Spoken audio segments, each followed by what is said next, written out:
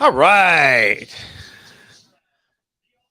It's another full day of spring football games here at the Voice of College Football. Welcome in, everybody. Great to see all of you here. 35 in the house. Hopefully many more to come. Let people know that we're here watching the Ohio State spring game here at noon, and that is just the beginning. We're doing Miami Post later, and then we'll be producing videos based on how many spring games I can possibly take in with Alabama, Georgia, Wake Forest, Duke, all sorts of other teams on the field today. But it's first and foremost at the shoe with the Buckeyes at noon Eastern time. Yeah, it's great to have all of you.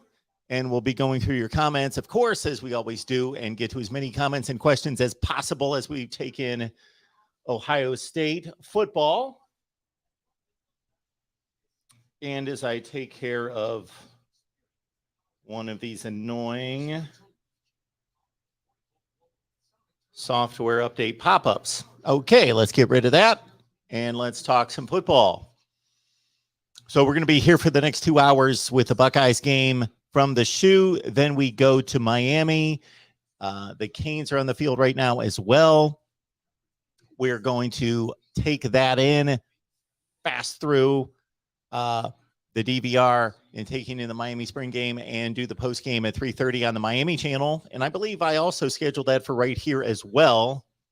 And then we'll see if we do another post game show or another live call-in show a little bit later, but I'll be working through the Alabama and Georgia games as well. All right, from the top.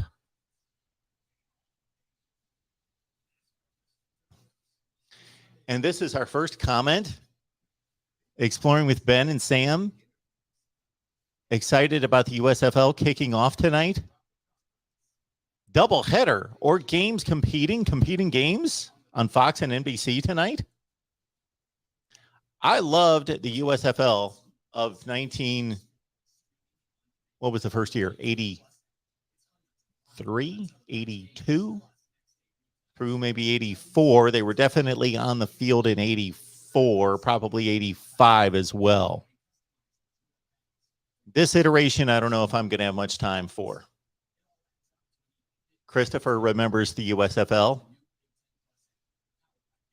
Can't wait to see the defense. Okay, now we've got some spring football talk coming in from Max.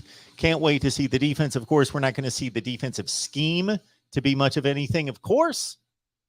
Jim Knowles doesn't want to give that away. So that's a common theme throughout every spring game.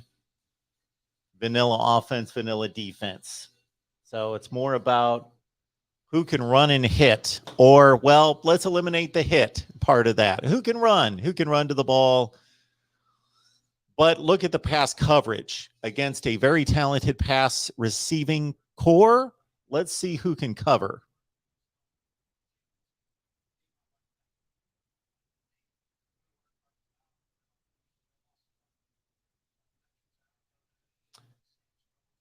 Linz, I don't know if the Dwayne Haskins tribute will be shown on television. I've got to think that if they don't show it in its entirety, that will be much of the focus of today's television coverage. This is a TV show, and right here they are starting to honor Dwayne Haskins Jr. on the Big Ten Network.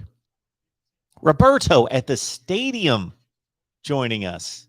Roberto, let us know what you think throughout the day if you're able to get Wi-Fi and send out some messages to us. That's awesome. Roberto, have a great day. Have a good time. We believe it's going to be about 60 degrees and maybe not sunny, maybe not beautiful, but at least probably no rain. We get to see what the decal is going to look like on the Buckeye helmet this year. DH.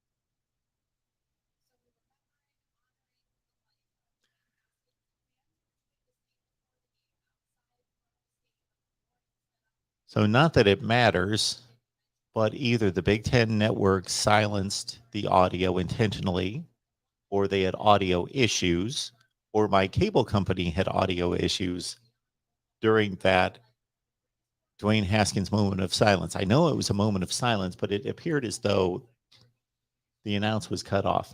Anyway, does not matter.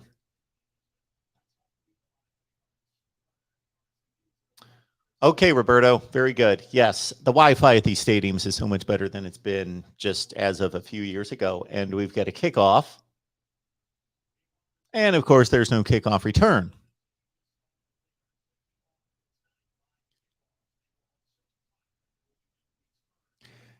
Jason's here, sad Buckeye. Again, Roberto from the Shoe. Rot, good to see you. Hey, Cheryl. Rod, thank you so much for the kind words. We will continue to put in the long hours. You go with the kind words, I'll go with the long hours. And it's a labor of love. It's my job.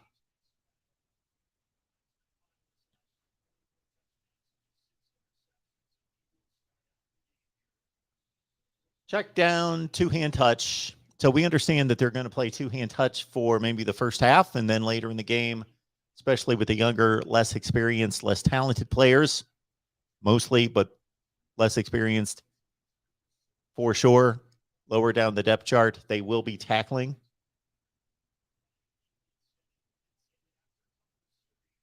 And again, let's understand that this practice / scrimmage / game in terms of evaluation is no more important than what's going on in practice every day. This is 1 of 15.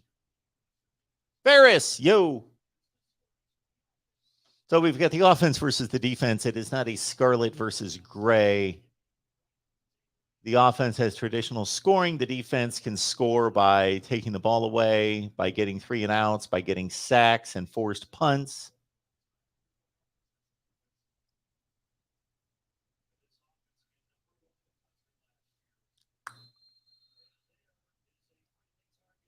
CJ on target, and there's the first pass completion for one. Jackson Smith-Njigba.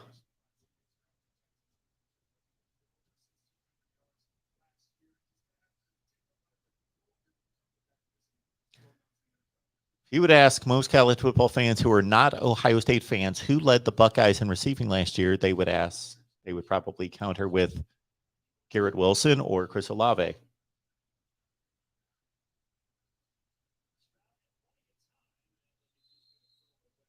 And if you haven't noticed, with my sleep schedule and just the way I function, no, I can't talk as well at noon as I can at midnight. It just doesn't happen.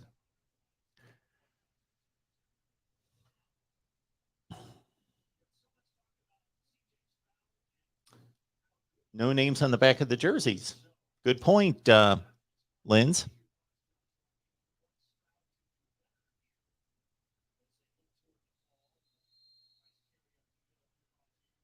Maybe they're going to go old school for the entire season and say we're emphasizing team and not individuals. Well, no. So the quarterbacks are number 7, Haskins, or at least CJ Stroud is. CJ Stroud is honoring Dwayne Haskins, but everybody else has no name. That might be in honor of Haskins. That could be just a spring game decision, or I'm sure one of my Buckeye guys would have mentioned that had that been announced that this was going to be in play for the 2022 season. There's Trayvon Henderson.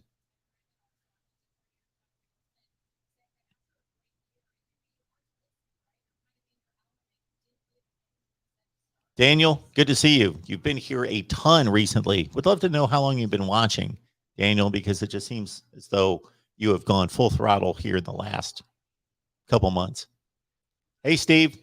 Thank you. Thanks for being here.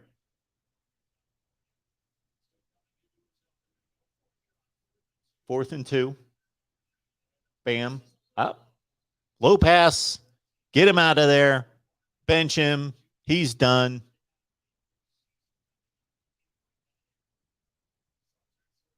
Looks like that's a point for the gray. Let's put up a point for the gray. Right? Oh, it was not 4th and 2. We were told it was 4th and 2. It was 3rd and 2. Or wait a minute. Now they're showing 2nd and 2, 2nd and 10. The Big Ten network's all over the place now. So now it's 2nd and 10. I guess they get a first down. Okay.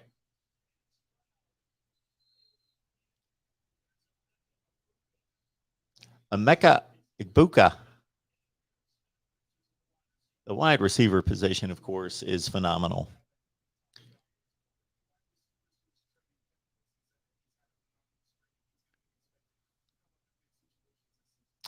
Uncle Rico, good to see you, man. And of course, if I miss anyone, that is not intentional. Gary?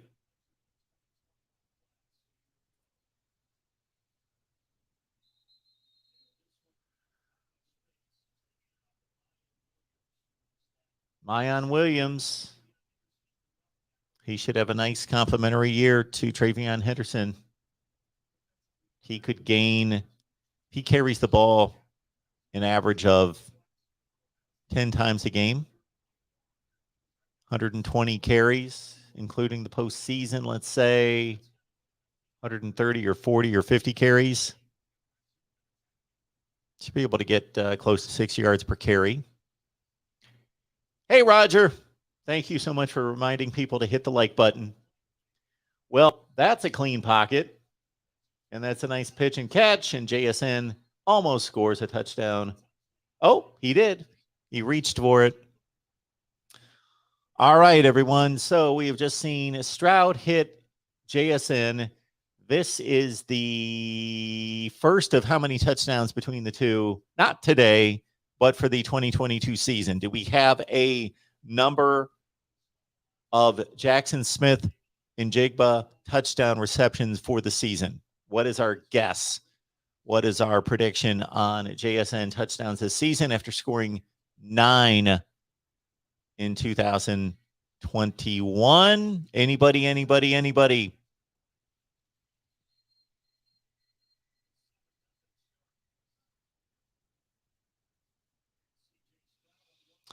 Anthony, where can I watch the game other than BTN? I would simply suggest that you Google search that. You're most likely going to have to pay for some kind of service, but you could do a trial and then you can cancel. That's typically what I run into.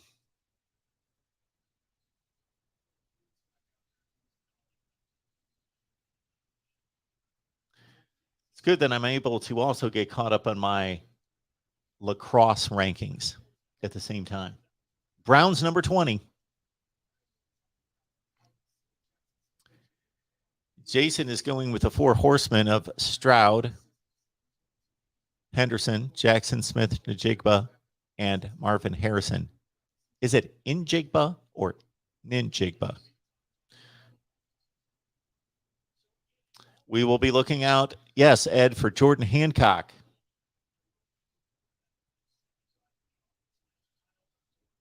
Here's Kyle McCord.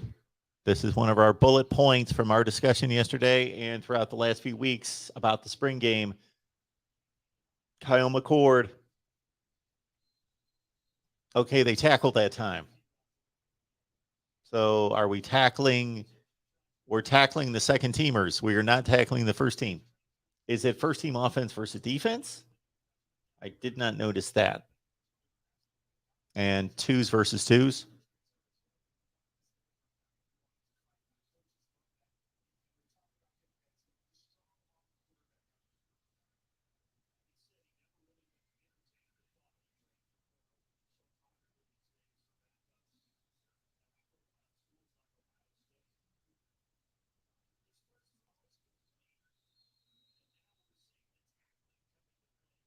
Okay, they're starting to tackle. Hopefully, they will just continue to tackle on both sides.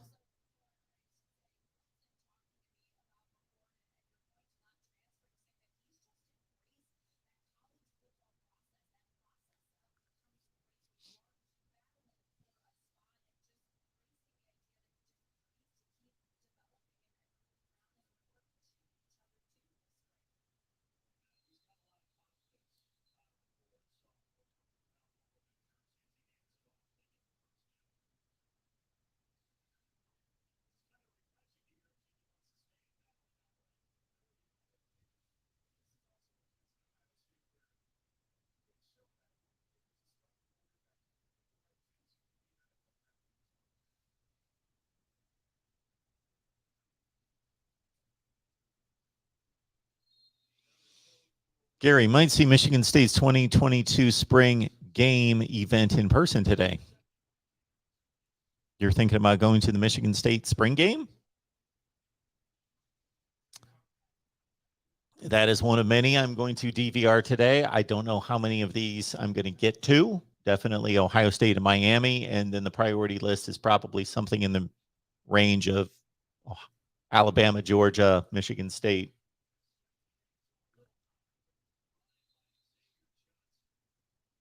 Xavier Johnson.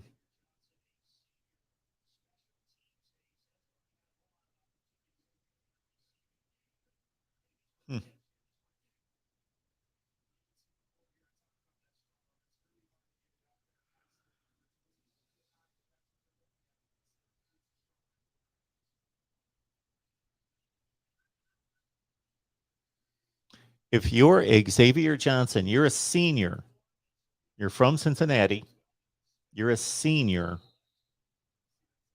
at wide receiver at Ohio State, and you have decided to stick it out the entire time and never see the field except for some special teams and not go to a MAC school and catch 50 or 60 passes, that's his decision. It's a refreshing one.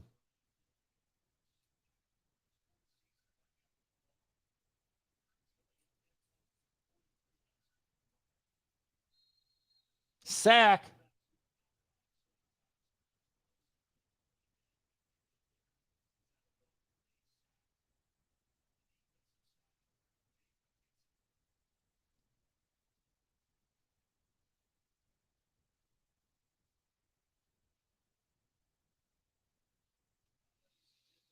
Jaden Mckenzie is a redshirt sophomore from Wake Forest, North Carolina.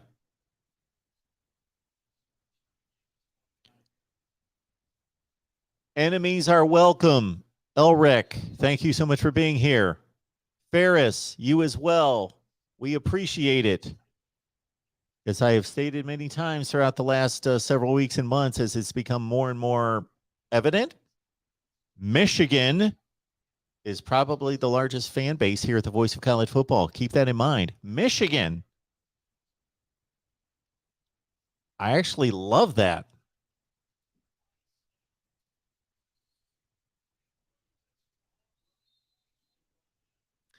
I like to see that on a carry like that, Williams was fighting for extra yardage. The defense relented to a certain extent once there was contact made, but he just didn't drag guys. They did push him back, didn't allow him any more yardage, because my concern is not Mayan Williams being able to drag would-be tacklers. It's that the defense is going to stop guys in their tracks and not get pushed around like the Michigan game. Pushed around, pushed down the field.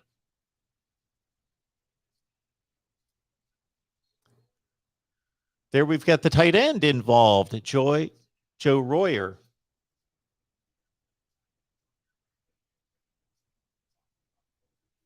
From Cincinnati Elder. Mary's predicting a Buckeyes win. Good to see you, Mary. Patty.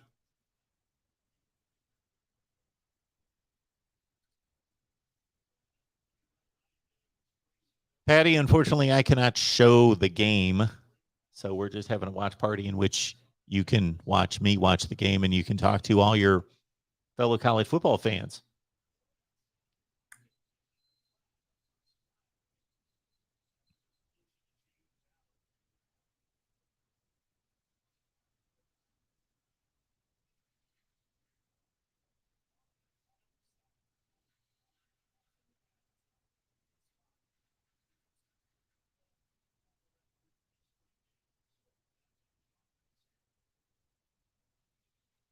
Yeah. You just about turned my stomach exploring with Ben with that comment. A good, bold, and spicy Bloody Mary will help with that. I believe that's my inability to talk in the morning. Bacon and eggs today. Fried up 4 slices of bacon. Took most of the grease out of the pan. Left some of it, just enough. Oh, and we've got a touchdown pass. The tight end looking athletic there. Joe Royer making a statement for the tight end position right there. One of the really the only starting spot that is up for grabs on the offense. So let's see. Joe Royer split right in space. And it's a nice play to gain separation. The ball was thrown pretty much where it needed to be, a little bit behind him. Sized it up, high pointed the football. Nice little catch by Joe Royer.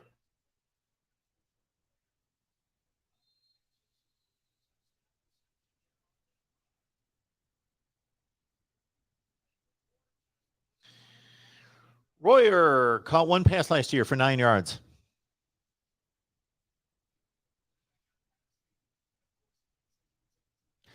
You know, Rot, I think it looks clean too. No names on the jerseys. I think that if they go with that's this season, I think that is a pain if you want to identify guys. So I don't like it when I'm watching games. I want to see the names on the back of the jerseys.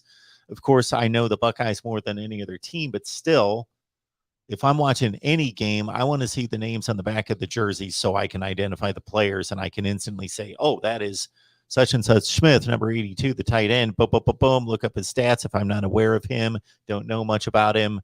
Okay, oh, he's from Strongsville, and he played in 3 games last year on special teams.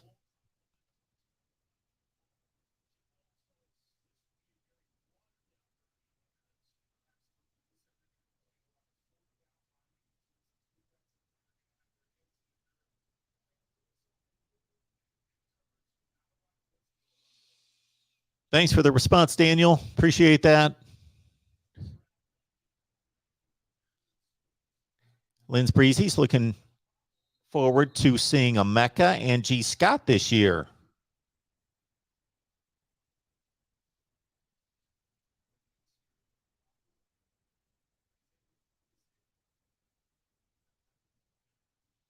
Jason with the scoop here.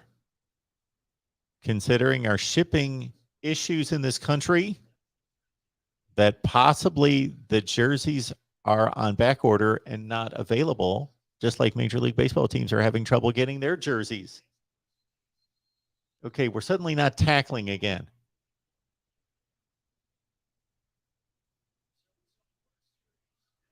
Okay, no tackling, no tackling.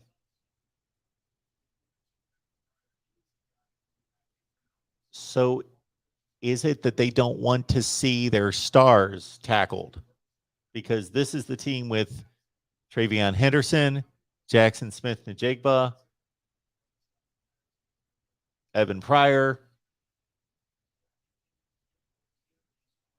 So maybe they just don't want to see the Scarlet team tackled. Who won the Big Ten last year? I'll look it up. Let you know. Or you can look that up, Elric. Got Google. Look it up. Oh, we've got our touchdown predictions for JSN. And we've got a possible catch, possible trap by Marvin Harrison. Looks like he got the hands underneath. Learned well from Papa and from Brian Hartline. Caught 11 passes last year for 3 touchdowns.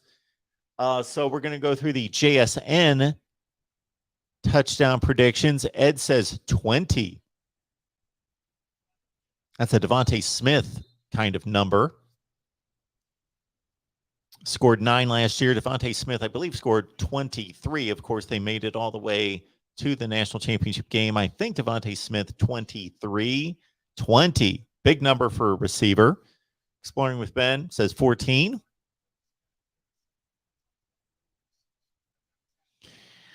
Mike's probably the most accurate. A whole bunch. John Kent is going with 15. Stroud underthrows. He had a man right in his face. Josh Proctor with the defensive play there. Good to see for Buckeye fans right there that Josh Proctor is looking good in a one-on-one situation on JSN. Tough defensive assignment, strong defense. regardless of what the offense looks like in this game, quote unquote, today, Ohio State fans want the defense to look good. Want the defense to look good because the offense could go 0 for 28 passing, and we still know that the offense is loaded, fine, set. Maybe some offensive line depth concerns. Tight end. Let's find a tight end. Rott and Jigma will probably be the best receiver in the nation this year, but hard to predict yards and touchdowns because you guys have many great options to spread it out. Rod, who do you root for? I see the Steelers. Pitt fan, Penn State. John is all fired up about the Iowa-Ohio State game and the Hawkeyes win over the Buckeyes. 2017 all over again. That's going to be 5 years ago. Wow. I wasn't really keeping track, but that did not look like the best punt in the world. Got it inside the 20, but they were at midfield.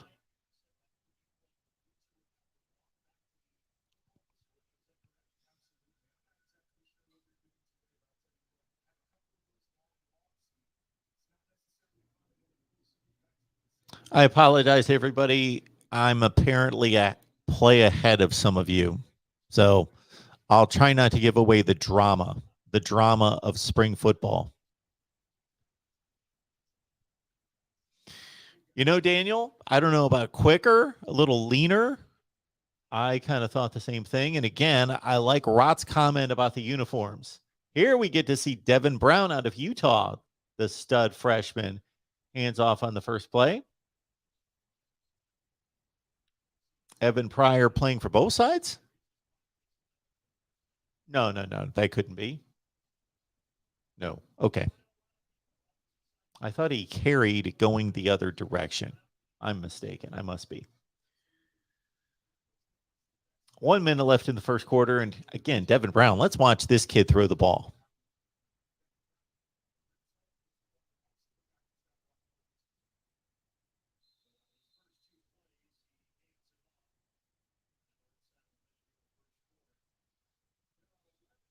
Elric is a Michigan fan who wants to see Jim Tressel back. Jim Tressel was 9-1. 9-1.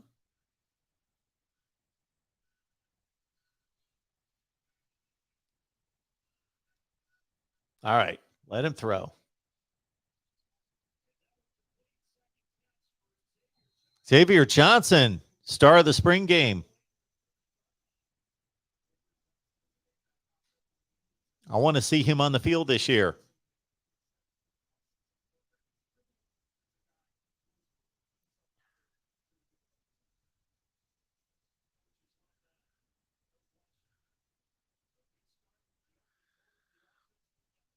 Who is on the offensive line? And we're at the end of the first quarter. So do we talk Buckeyes here? Or maybe take a quick flip to the Miami game? I'm going to have to watch that anyway. Oh, they're in commercial break too.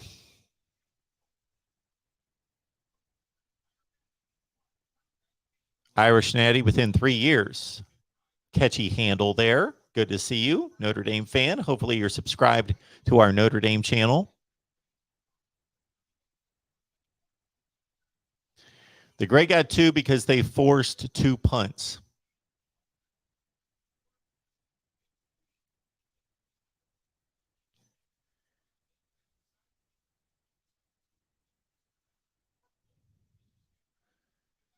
Yakov is predicting 3 first-rounders for the Buckeyes in 2023, the quarterback, the wide receiver, and the tackle. Sean, appreciate the encouragement. Always appreciate the kind words. Great channel. Let's go Buckeyes.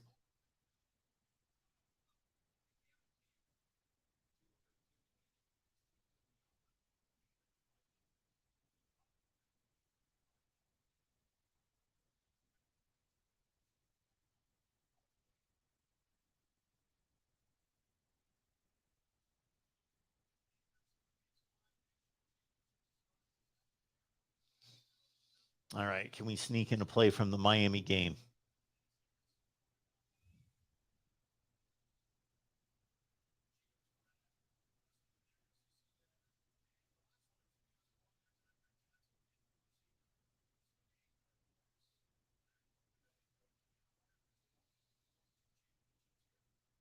Mario Cristobal is the first Cuban-American head coach in FBS history. Let's see if they're tackling. They're tackling. Okay. Thaddeus Franklin. Okay, one more play from Miami. I don't think I'm missing anything.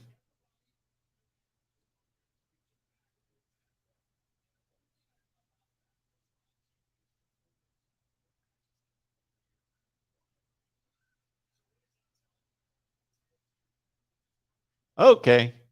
Enough of that.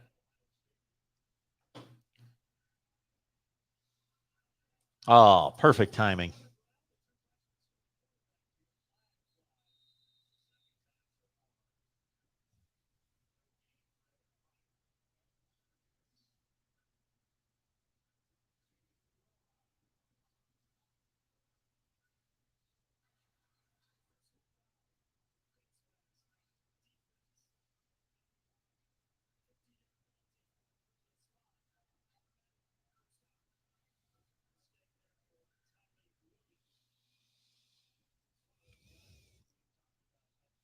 Yakov, if I didn't have you people, I would have no idea that the USFL was starting tonight. I would have absolutely no idea. It's much like Major League Baseball's opening day last week, where I didn't even know it until I saw some comments on Twitter. And that used to be my favorite day of the year, opening day baseball season, up until about 3 or 4 years ago.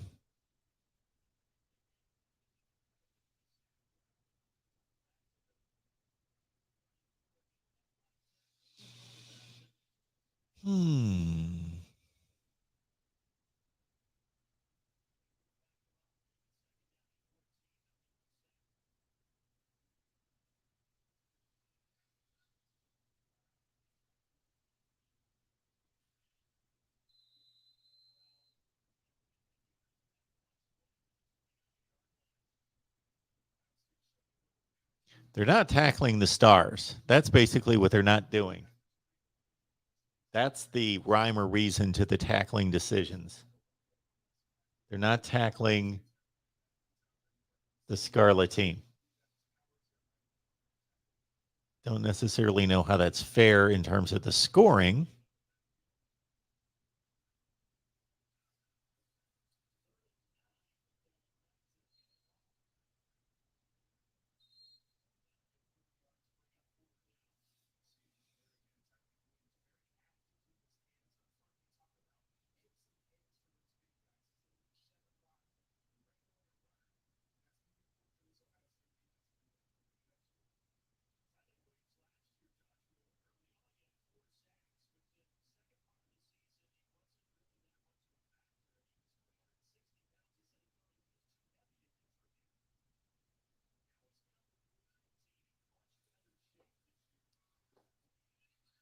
Oh, that throw was a mess.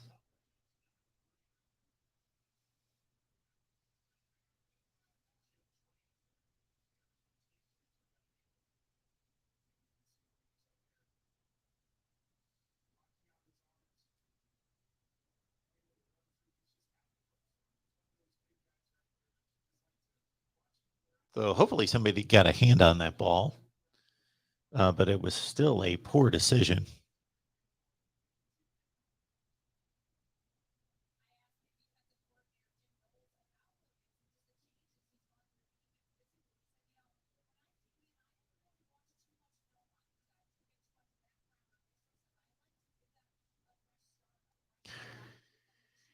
Yakov is having flashbacks to Franco Harris when Mayan catches the ball out of the backfield. Okay. There's Tyleik Williams. He started to break through last year. There's Jim Knowles.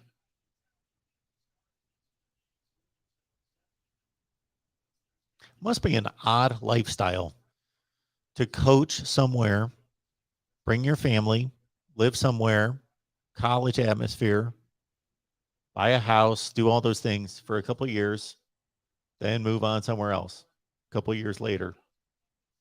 And basically, well, there's a drop. Wasn't the best pass in the world, but he cut in and Igbuka had it right there. Yeah, that's a drop. That's a drop.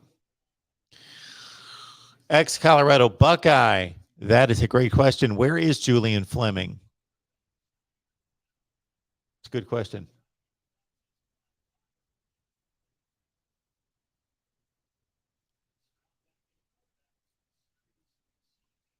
I would think that he would be on the white team.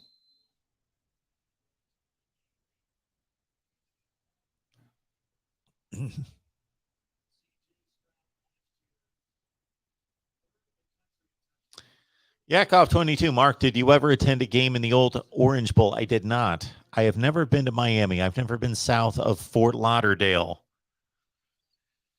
And I've never been to a stadium in Florida. None of them.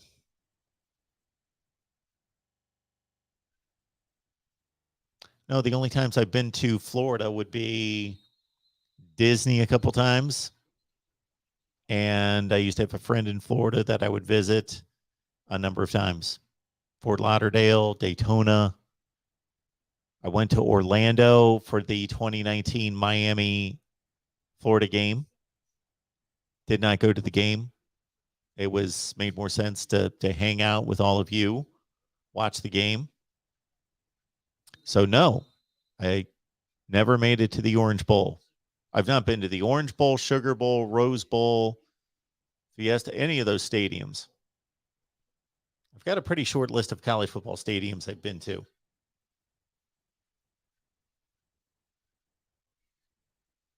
Nice throw and catch. G. Scott looking strong. Who's in coverage?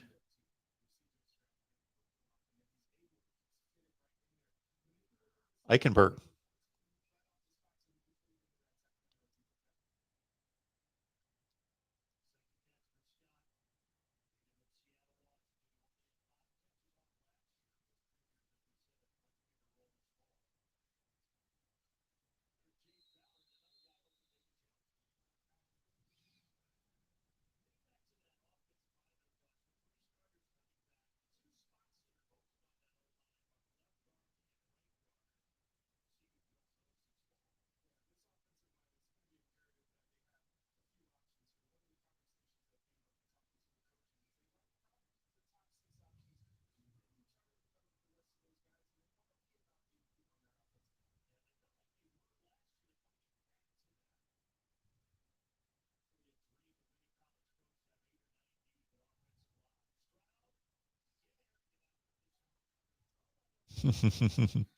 Yakov 22. No, sir.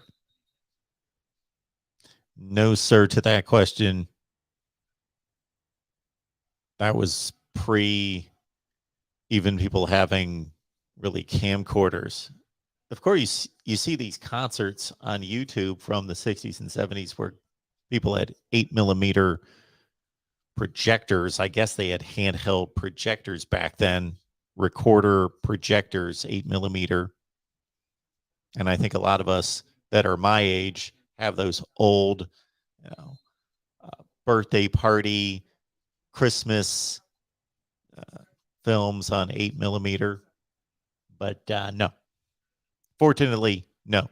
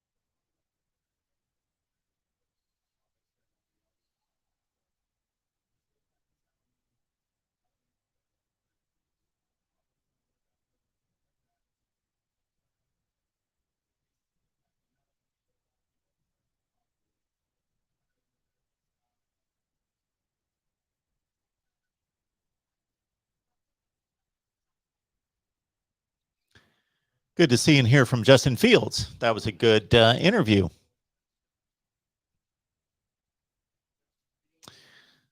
Chico, would you ever consider doing play-by-play of games at your watch parties, or is that illegal? I can't imagine it's illegal in any such way. It's just audio. Would I consider it? I think it would be quite annoying for all of you. I would consider it. I would have fun doing it to a certain extent. Might get a little old after a while. Would take me back to like 1991, 2, 3, and 4 when I was doing play-by-play for high school football and basketball and Ashland University football.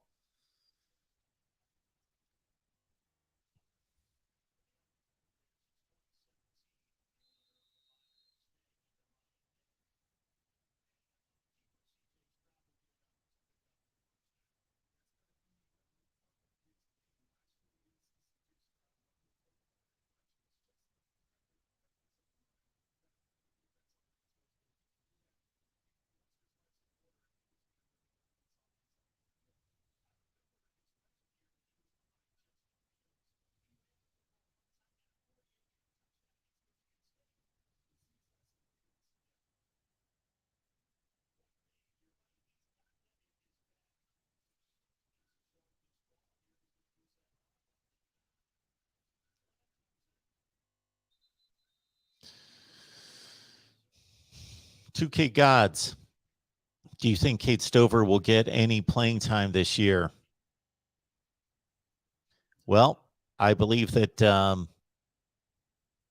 based on our conversation the other day on Ohio State Live, that they've moved him back to a focus position at tight end, back from the defense where he played in the bowl game. So you got to think that they've got a plan for him and that they think that they need that reinforcement at tight end. But with Joe Royer and G. Scott,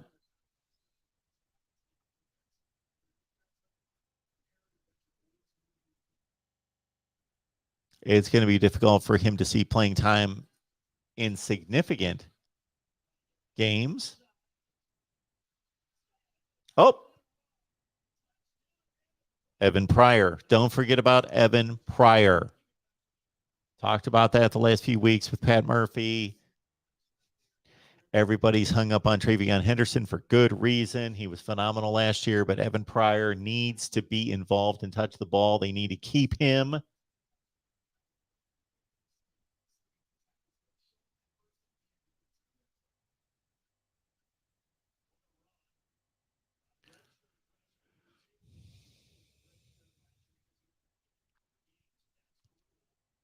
Yeah, it's really interesting, Daniel, the role that Tanner McAllister is playing right now and could continue to play as a possible captain, certainly a mentor on the defensive side, a teacher.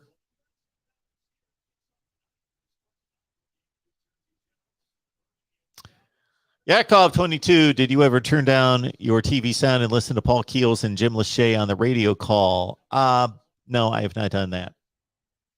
I have heard them on occasion, jumping in the car, that sort of thing. But also, I'm not in the vicinity now and have not been for many, many years. I'm trying to think who actually was doing Ohio State play-by-play during most of the time that I would have been listening, when we couldn't pick up games on television in the 80s.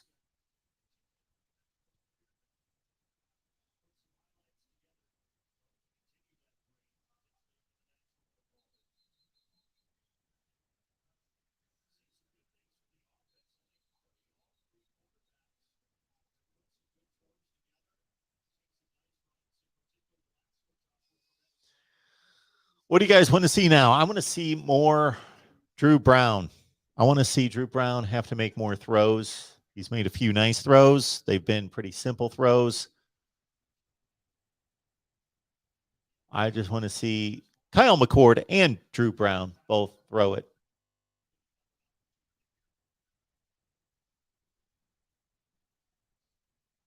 The run game, especially from the one side that's not tackling, doesn't do much for me because of that. Oh.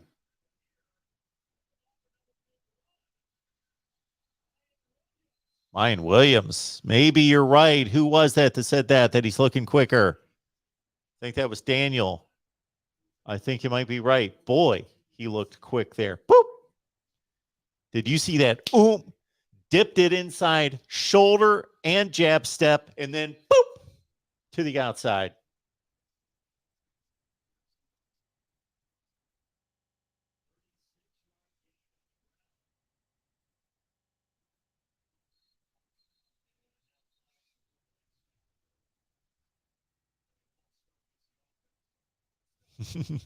Chico, thank you so much for that. I appreciate that. That's very nice of you. I think we'll probably hold off on the play-by-play. I would not be prepared to do play-by-play for this. First of all, it's a spring game, so I'm not going to do it for this.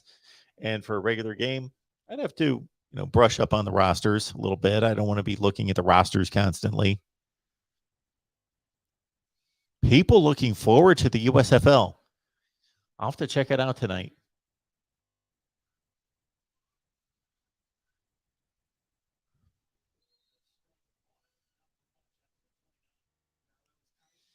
Daniel, who is a better trio of running backs than Trey, Mayan, Evan? Well, Michigan's got Donovan Edwards and Blake Corum. The number 3 guy, I don't know. Would either be Dunlap or Mullins. So Ohio State gets a nod 3 deep over Michigan. With Braylon Allen at Wisconsin and Chaz Malusi, they're strong through 2 as well. Maybe the 3rd guy, not necessarily. Alabama always has something to say there with Roydell Williams and Trey Sanders and Jahmyr Gibbs.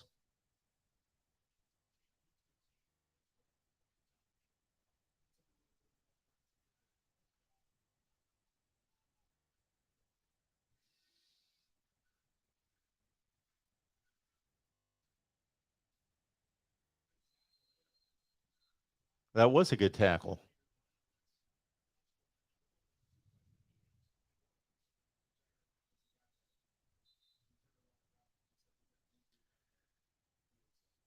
Somebody's hurt, or at least down, should say.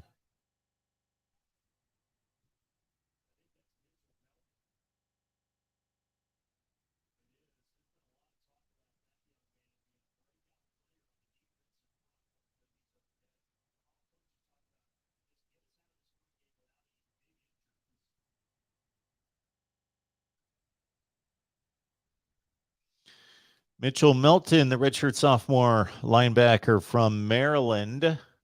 Let's check out the play and see what happened here. He was lined up as an outside linebacker on the right side of the defense. He rushed. He was taking on the tackle.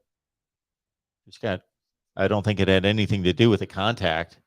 He just collapsed all of a sudden. It had something to do with his lower right leg as he was engaged with the tackle.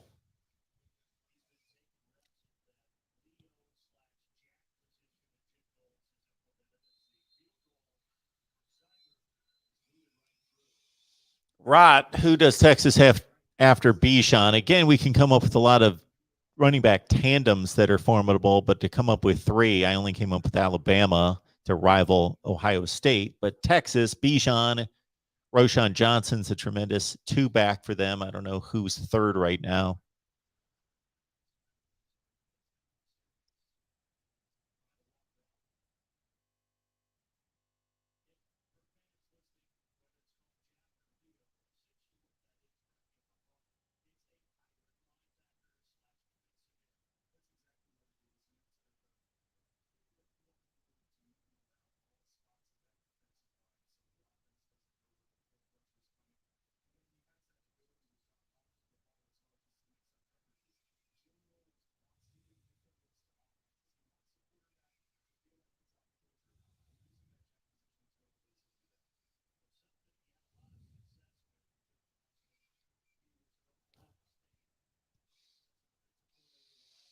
Just a reminder, everyone, as you know, when you shop Amazon, please use the link that we provide. It's in the description section of all the videos, the Amazon link. You'll see the name Amazon in caps. Grab the link, put it somewhere where you will remember it. And it's the same shopping experience for you. Doesn't cost you a penny. So consider this. If you spend $100 at Amazon, they get all $100. If you use our link, you still spend $100. Now $1, maybe $2, maybe $3, depending on the product, comes to the voice of college football. Good pass break up there.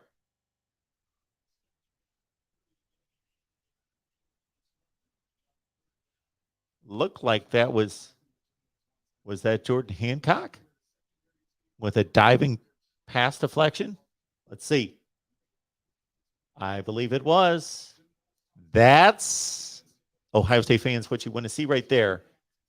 How many times did we see that last season? Not very often, where a pass defender was a couple yards away from the play. That is super quick response and reaction to be able to take a couple steps, dive, and knock the ball down. And then Jordan Hancock, with that play, wrapped up the tackle. This was pretty impressive too.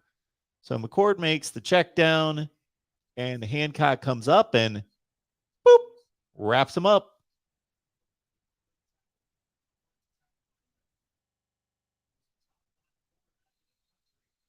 Jordan Hancock, look out.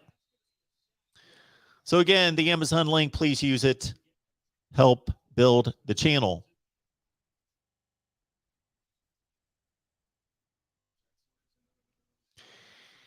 Also, we've got a Discord, and if you have no idea what that is, it's a big chat room just like we're experiencing right now, but it goes on 24/7, 365, and I check in every day to talk college football with you.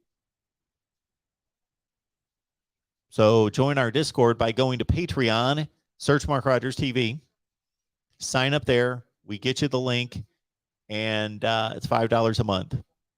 And then you get all the other benefits of Patreon. So please join us there.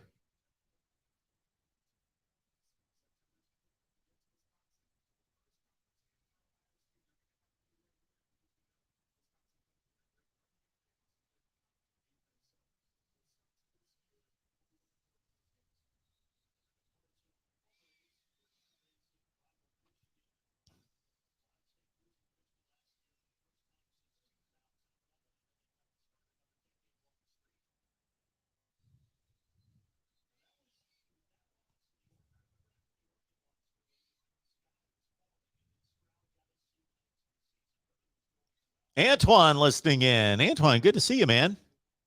Boop. I don't know where that came from. Just came out. I don't think I've ever made that noise before, but boop. That's what it seemed like he did. What Mayan Williams did there. Just boop. Michigan State, Ferris giving Sparty some credit with some incredible recruits coming in. All right, next play here. Another check down. Devin Brown goes to number 17. There was a missed tackle by, I believe that was probably Reed Carrico.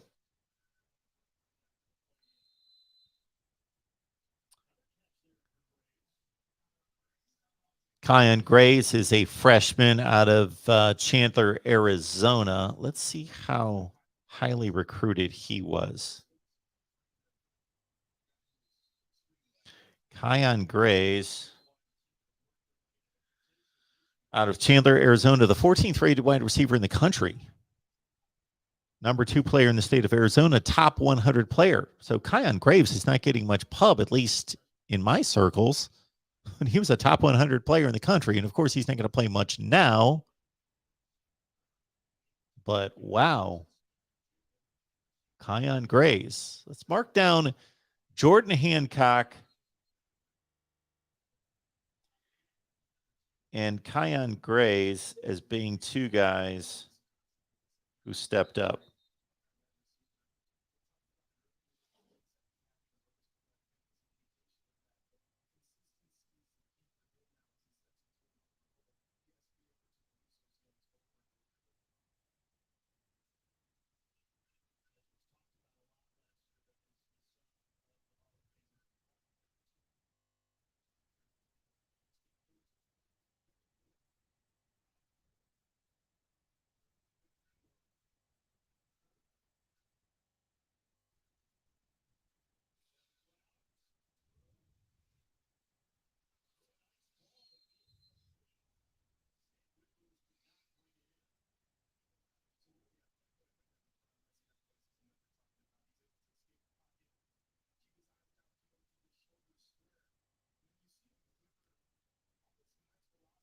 Nice throw. Nice pass breakup. So the touch on the ball was perfect. He could have let it just a tad if you want to get really picky. We were watching an NFL game, led the receiver just slightly more to the outside, to the sideline to protect the ball from the defender. But nice pass breakup.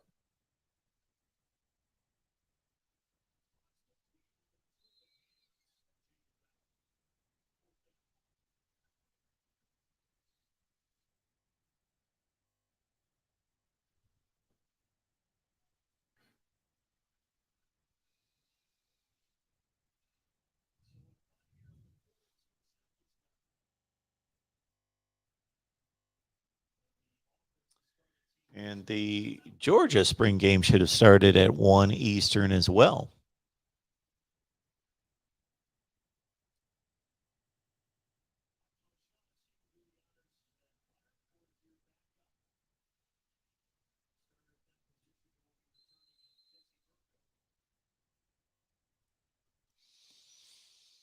Yakov 22. Any preference between Pat Summerall and Keith Jackson as play-by-play guys? Well, completely different styles.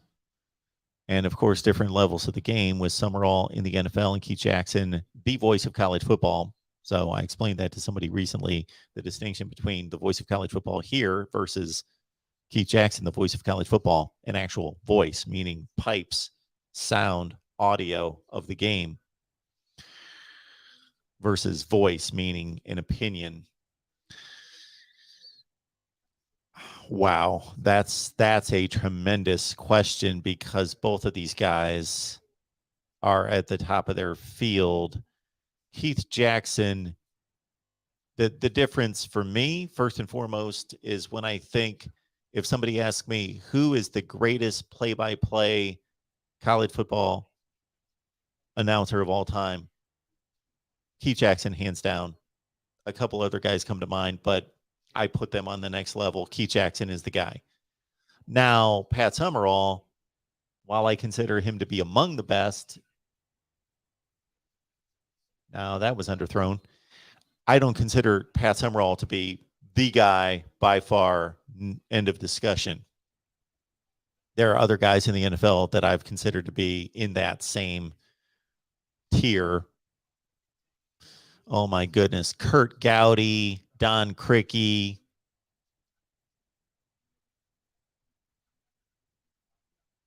Dick Enberg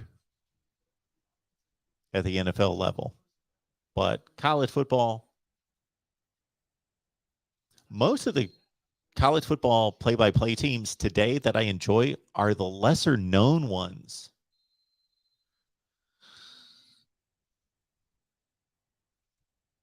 I'm hot and cold on Gus Johnson. He sometimes amuses me at times. This isn't like every other play, but maybe once a game, twice a game, because of the sheer energy and enthusiasm. But he's a little overbearing at times. And sometimes, Gus, if you're watching us, this is all said in love, and just, I'm being asked my opinion. Gus Johnson, sometimes he has made some statements. I know that at times he will set up Joel Klatt with a just flat out question just to inform the viewer. Okay, what did you mean by cover 2? So Joel Klatt will fill in the blanks and explain.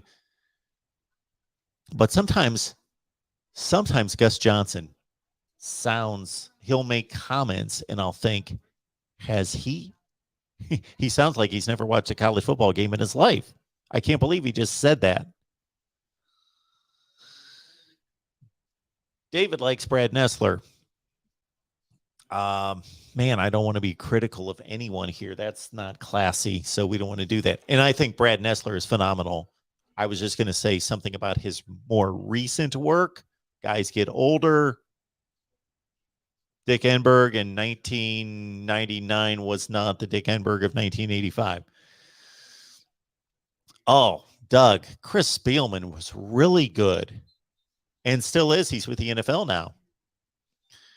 Does the NFL games. So I don't hear him quite as much as I used to in doing the college games. But man,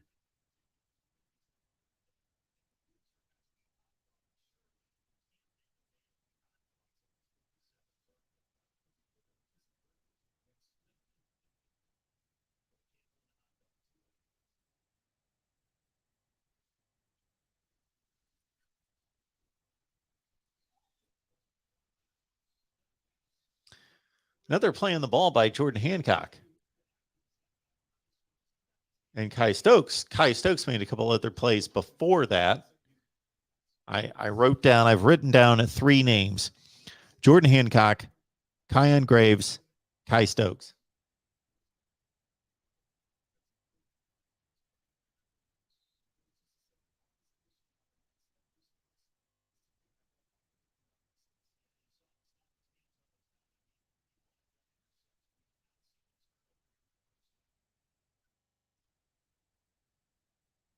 Dave Pash is really good as a play-by-play guy. And Bob Wischusen, he's really good. I tend to enjoy the lesser-known guys, not necessarily the Chris Fowlers of the world, even though he's exceptional. He's really good at what he does. But I think that some of those B and C teams are really good. They just didn't gain notoriety for whatever reason.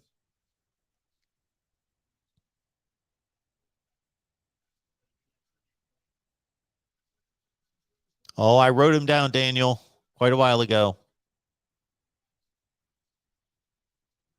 Is it halftime?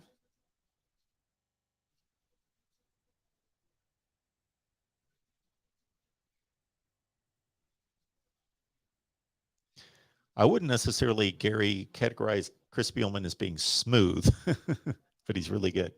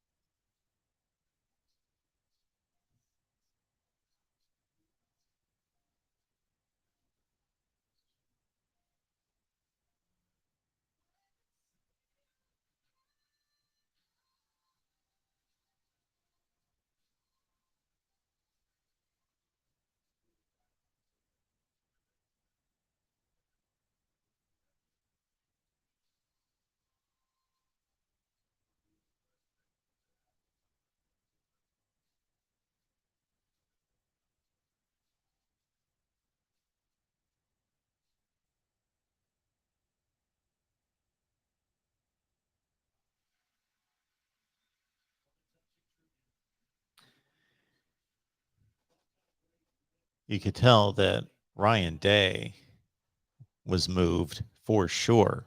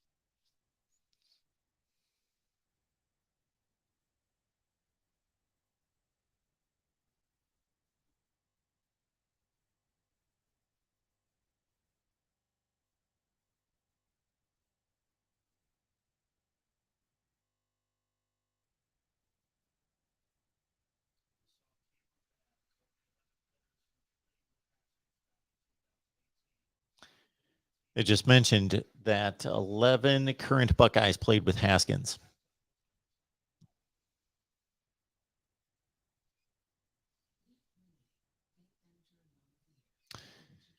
It was 1 week ago today that we were preparing to do a full day of spring football coverage, watch party. And then we learned, I did about 11:15 in the morning, the news about Dwayne Haskins. And of course, all of you had a lot of really meaningful things to say. All right. Back to the football talk. I'm going to throw on Miami. They might be at halftime as well. Nope. I hear Tom Luganbill. That's always a good thing. He's good. Or we can go check in, Uncle Rico, on that weak Georgia team. We could do that as well. True.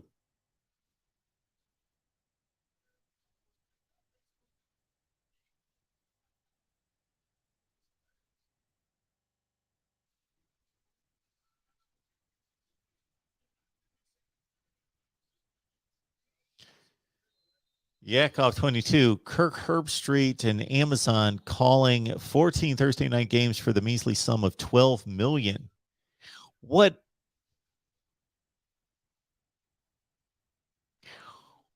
amazes me about some of the dollar sums that are given to these announcers is that, yes, they're really good at what they do. They're phenomenal. I could only hope to be anything close to that as a play-by-play or color analyst. However, people watch the games anyway. And you certainly want to hire the best and have the best. But there's kind of a collection of guys that I don't think there's much distinction depending on your style and what you're looking for as a fan.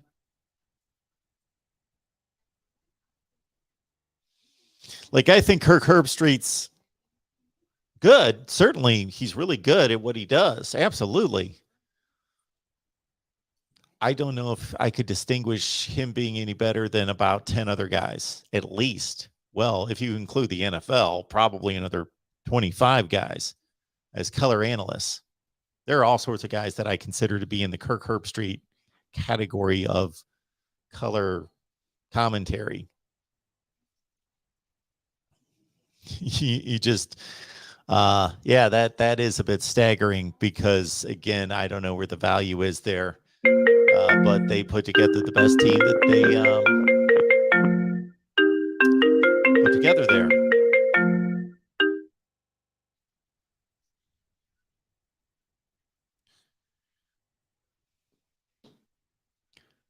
Steve does not like Gus. I turn down the sound when he does a game.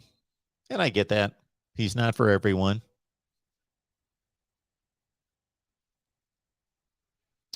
Possibly for the name, not the ability, but who's going to watch an NFL game on Amazon because of Kirk Herbstreit?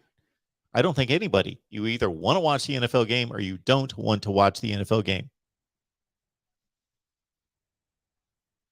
So it is a bit surprising. No call-ins right now, NBA fan. No call-ins. Should we finish out the game doing call-ins? Possibly. After we're done here with the Buckeyes game, I'm going to watch the Miami game really fast. And I'm going to be back on at 3:30 on the Miami channel after I review the Miami game. And then we'll see with Alabama, Georgia, Michigan State, and others playing how much I can get to after that.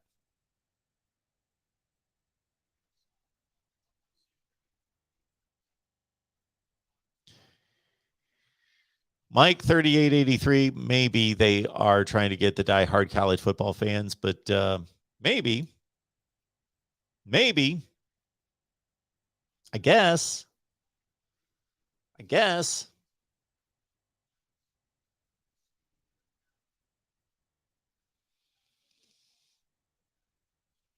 But I don't see the connection there.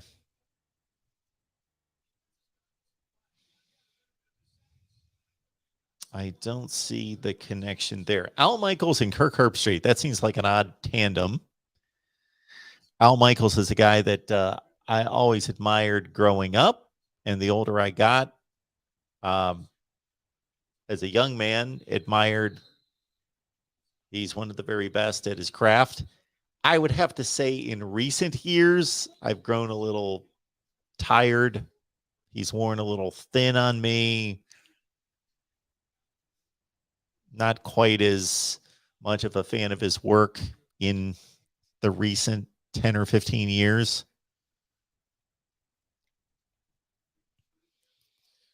NBA fan, would you rather have Kyle McCord or DJ Uiagalelei?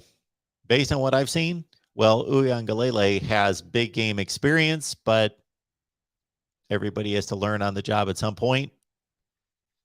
I think that Kyle McCord's a better thrower of the football. So for me, it's a close call, but McCord.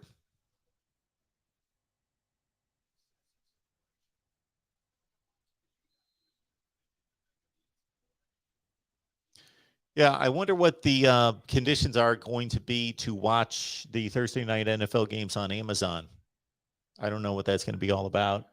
That if you just have Amazon Prime, you can watch the games. Does anybody know that? Romo, I got to say about Tony Romo, I was pleasantly surprised how good he is when he first started.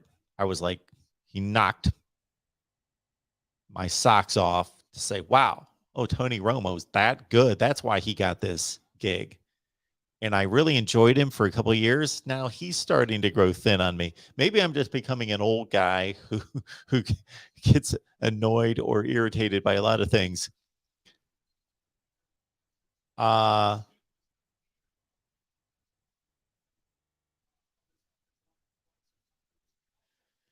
So Romo, I guess he's got this kind of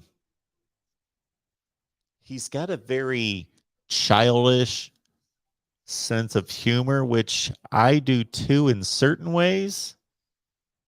But it's just he's starting to grate on me a little bit too.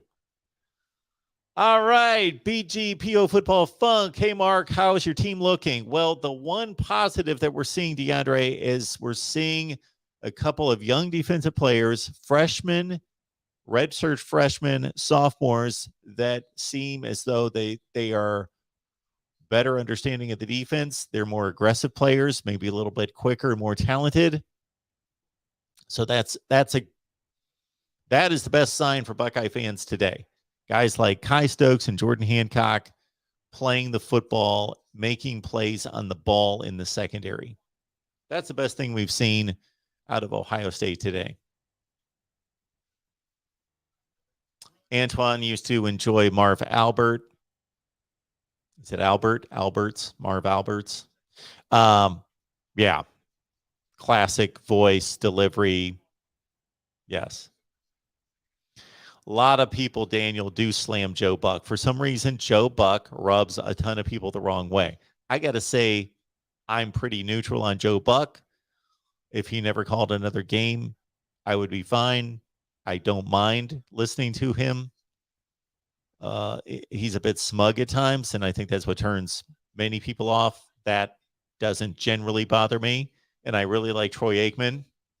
There is one little oddity to the way Troy Aikman talks that bothers me. Troy Aikman, yes, Christopher, Todd Blackledge is really good. There's one thing about Troy Aikman, and this is me being a stickler in terms of usage of words.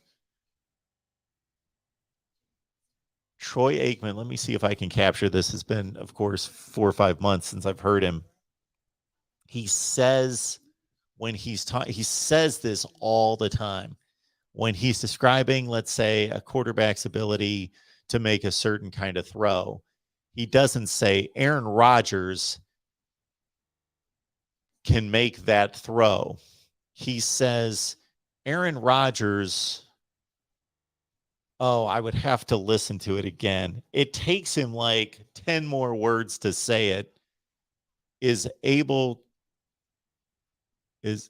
I'm trying to think of I shouldn't have brought it up because it's been too many months since I've heard Troy Aikman say this, but he says it over and over, and it's a way he phrases things that bothers me. Although I think he's really good and I like him, there's a way that Christopher calling Kirk Herbstreit boisterous?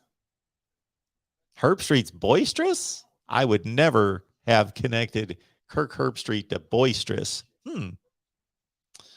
All right. For Ed, it's Kai Stokes and Josh Proctor who have stood out.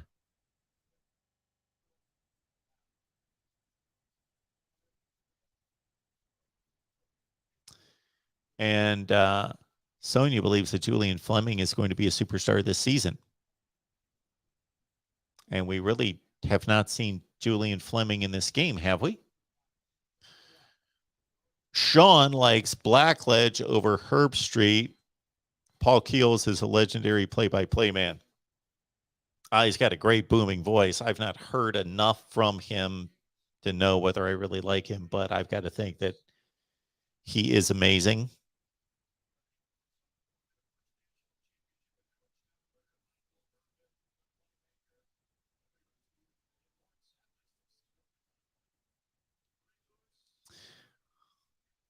For our Ohio State spring game watch party, our super chat, our first one comes in from Clemson fan. Yakov, Mark, do you think your son and daughter would ever want to host a show with you? The answer would be no. Not because they do not love and adore their dad. I appreciate that. They have been the two most amazing kids that I could have ever asked for, prayed for, dreamed of. They're phenomenal. But my daughter especially has no interest in what would we talk about. She has no interest in football. Yes, she wants Ohio State to win games, but besides keeping me company a few times a year, and what was really nice is when my son, he moved away for one football season after he graduated, is that my daughter was here. There's Bryant McKinney, was here to watch every Ohio State game with me, even though she was in the midst of high school and going out with friends constantly, Friday night, Saturday night. She would, I noticed after a few weeks, Taylor is staying around to watch and hang out and watch football with me. And so I appreciated that because that's not, she can kind of get into, okay, Ohio State's playing Michigan. Wow, this is exciting. Kind of get into it, but, she could care less to watch football. My son was an avid Buckeyes fan from about 2008 when he was 12. That was really the first season that he paid attention and really, kind of like me, went from 0 to 100 and became a huge Buckeyes fan from 2008 till about 17, 18 in there. He started to not care so much anymore. And now he's working. He watches the game. He doesn't go out of his way to see Ohio State play. He watched the Rose Bowl with me. And that might be the only game that he watched with me last year. And, for 10 years, we watched every game together. But for the last 4 or 5 years, my son's, he would rather see Ohio State win than anybody else, but he doesn't care.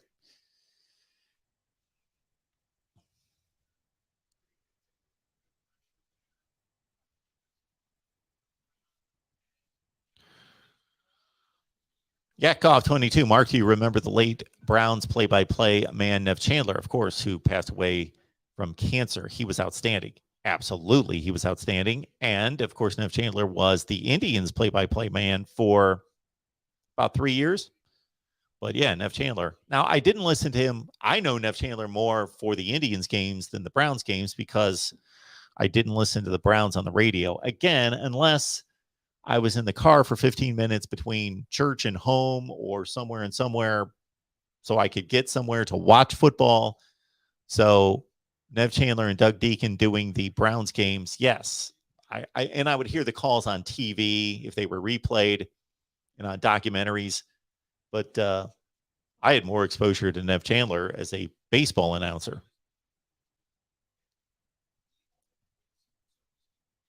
Jason, your dark horse is Julian Fleming. Julian Fleming's a dark horse, is he?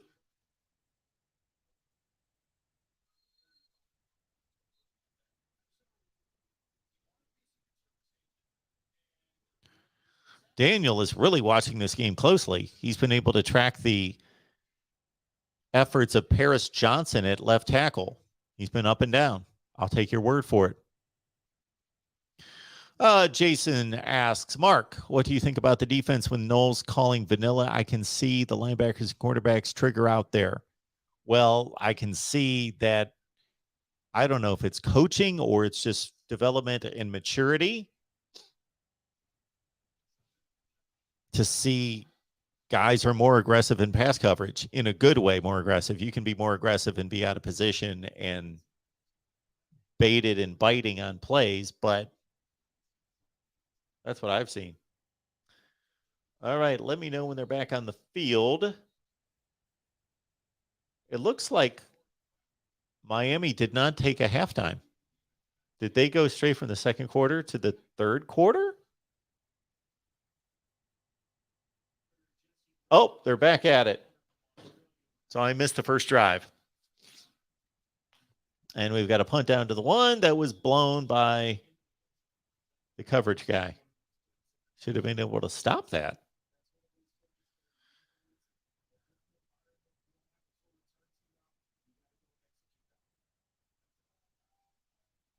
And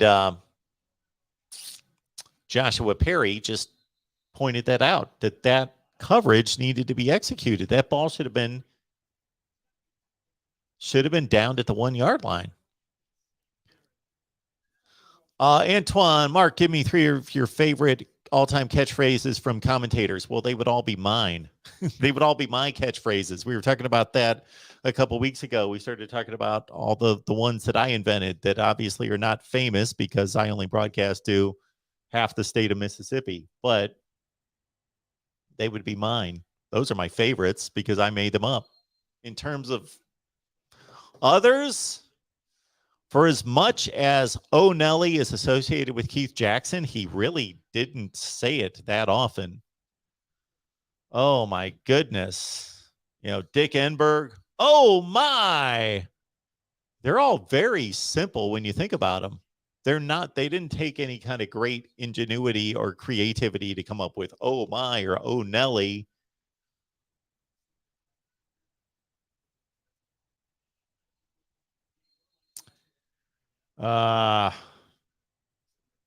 All-time catchphrases.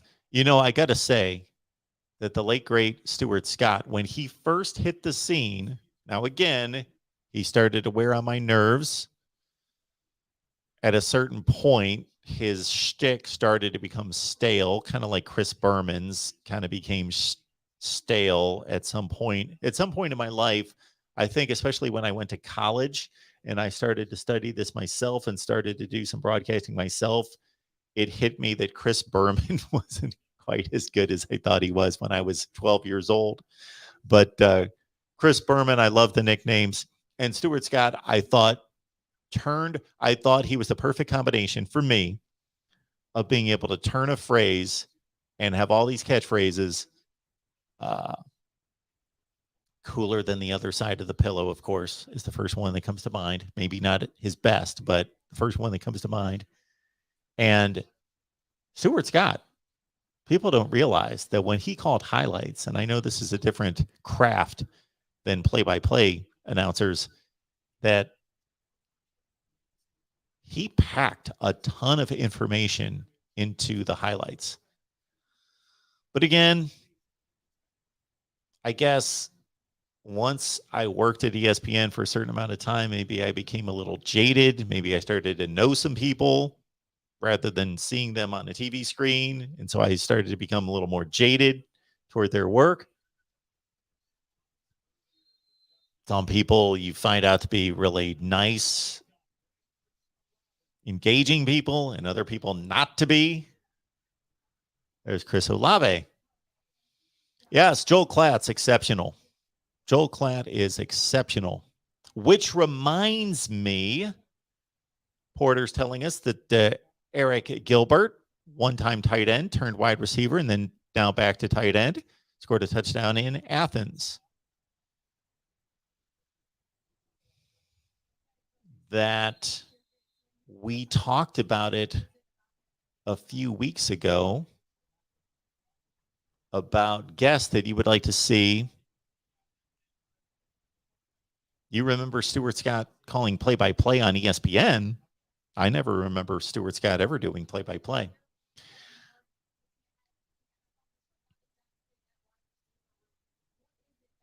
Anyway, oh, yeah, highlights. Yes, highlights. Anyway, that we talked about people that you would like to see on the channel as guests, and I made the comment that I was going to go on a tirade on Twitter and contact all these people, and that what I would need from all of you would be to see your support on Twitter when I contact, let's say, Joel Klatt.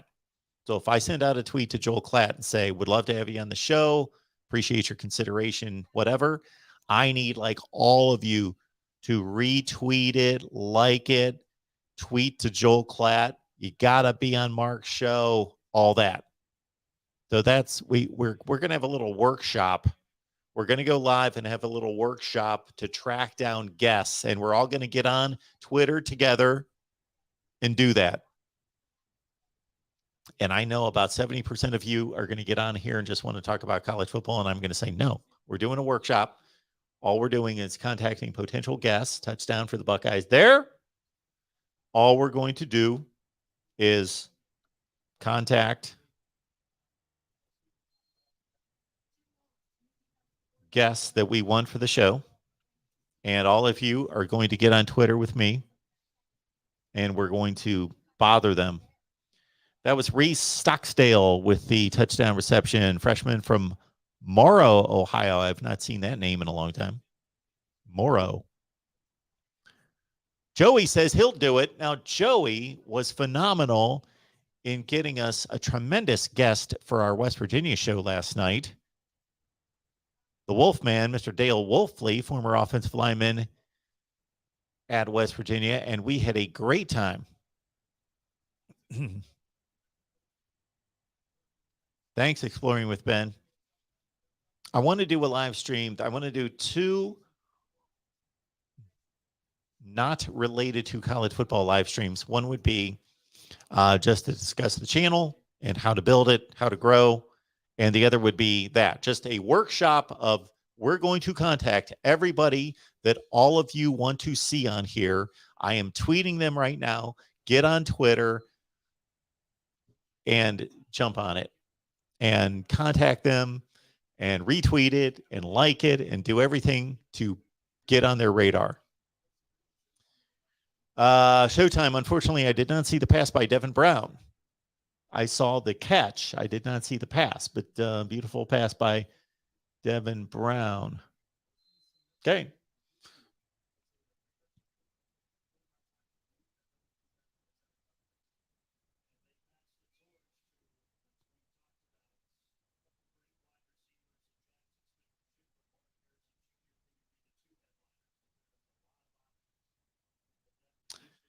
Joey would like to see a show with myself and David Smoke.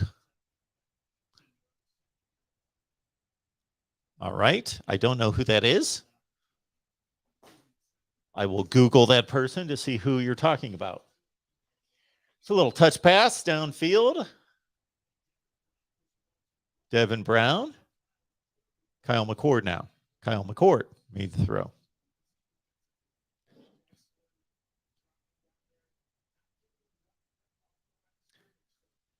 My left wrist has been injured for like a couple of years. it's weird that I can still do whatever, but it's sore.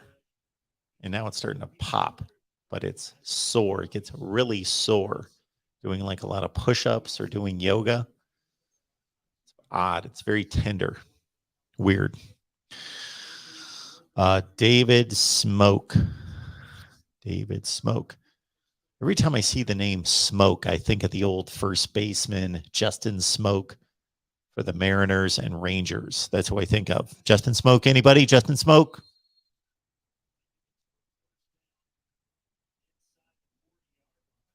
Carpal tunnel. No, don't want to hear that. David Smoke, Waco Radio. Okay.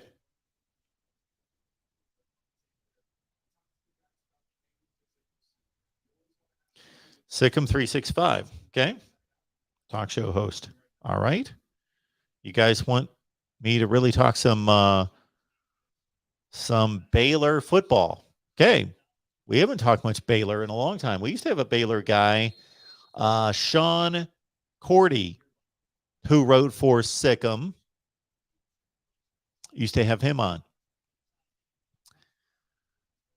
NBA fan would like to hear from Josh Pate, who was on about 3 or 4 months ago, something like that.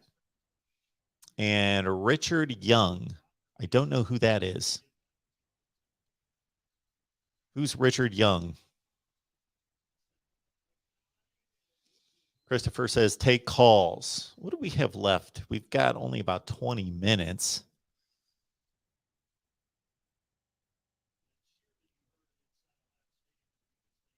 All right, David Smoke, we'll take him. So I don't have to tweet David Smoke. You can make that happen, Joey. That would be awesome. That would be phenomenal. Go after him.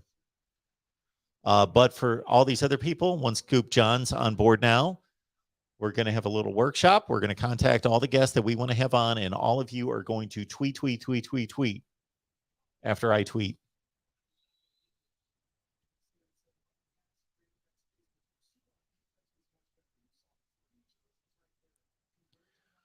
RJ Young. Is that who I think it is? Maybe. Let me look him up. I don't want to make sure I know who that is.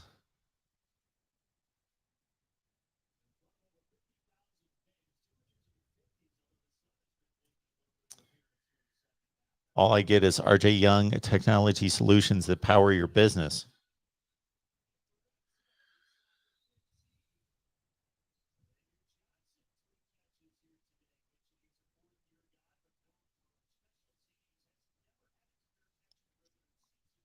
I don't keep up with these guys online like you guys do, as you can tell.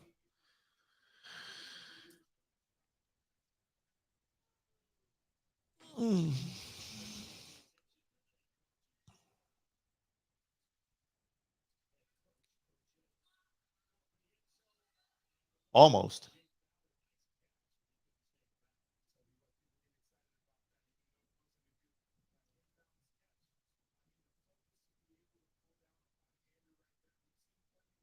Wow. Yeah. Way out of bounds. NBA fan. I can link his channel. Just mod me. I think I need your email address to mod you. Christopher says take calls, even though we only have 20 minutes. Take some calls? I think that means Christopher wants to call. He wants to call to talk about the 84 national championship race. Antoine wants John Smoltz on. That would be an interesting conversation.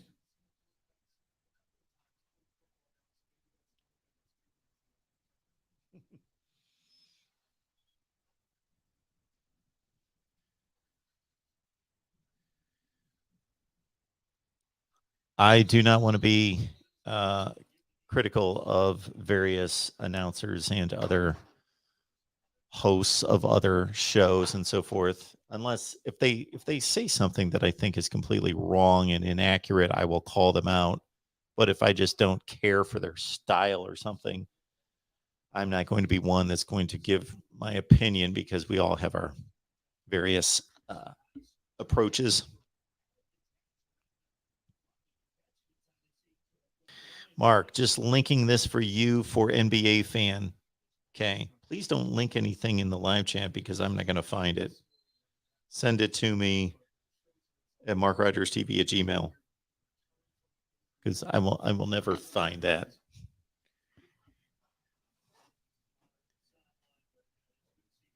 You should cover Ohio State baseball and softball and get like 23 views. Jason, thank you so much for thanks, Exploring with Ben. Okay. Antoine, top villain, not aware of them, is that the guy that breaks down football plays. Okay. All right. Andre Thornton and Corey Snyder. There we go. That got me a little excited. Andre Thornton, Thunder Thornton, Corey Snyder. Yeah.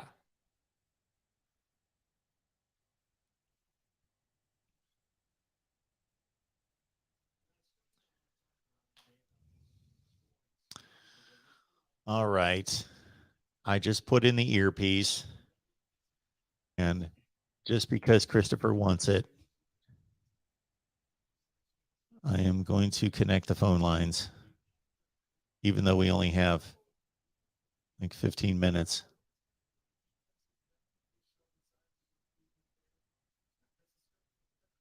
All right.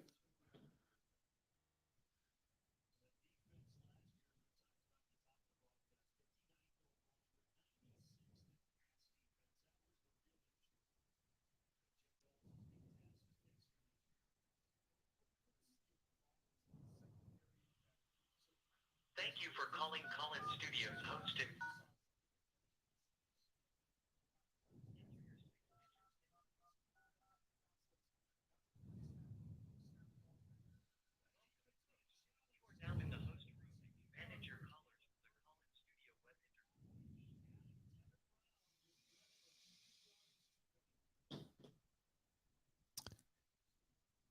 Eight 860-499-3332. We'll see who calls now. The call lines have been requested. They're open. Let me post the number.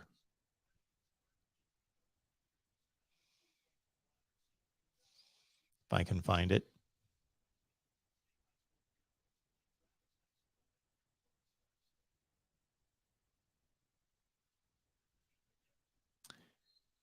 The call-in number is on the ticker, bottom of the screen there, 860-499-3332.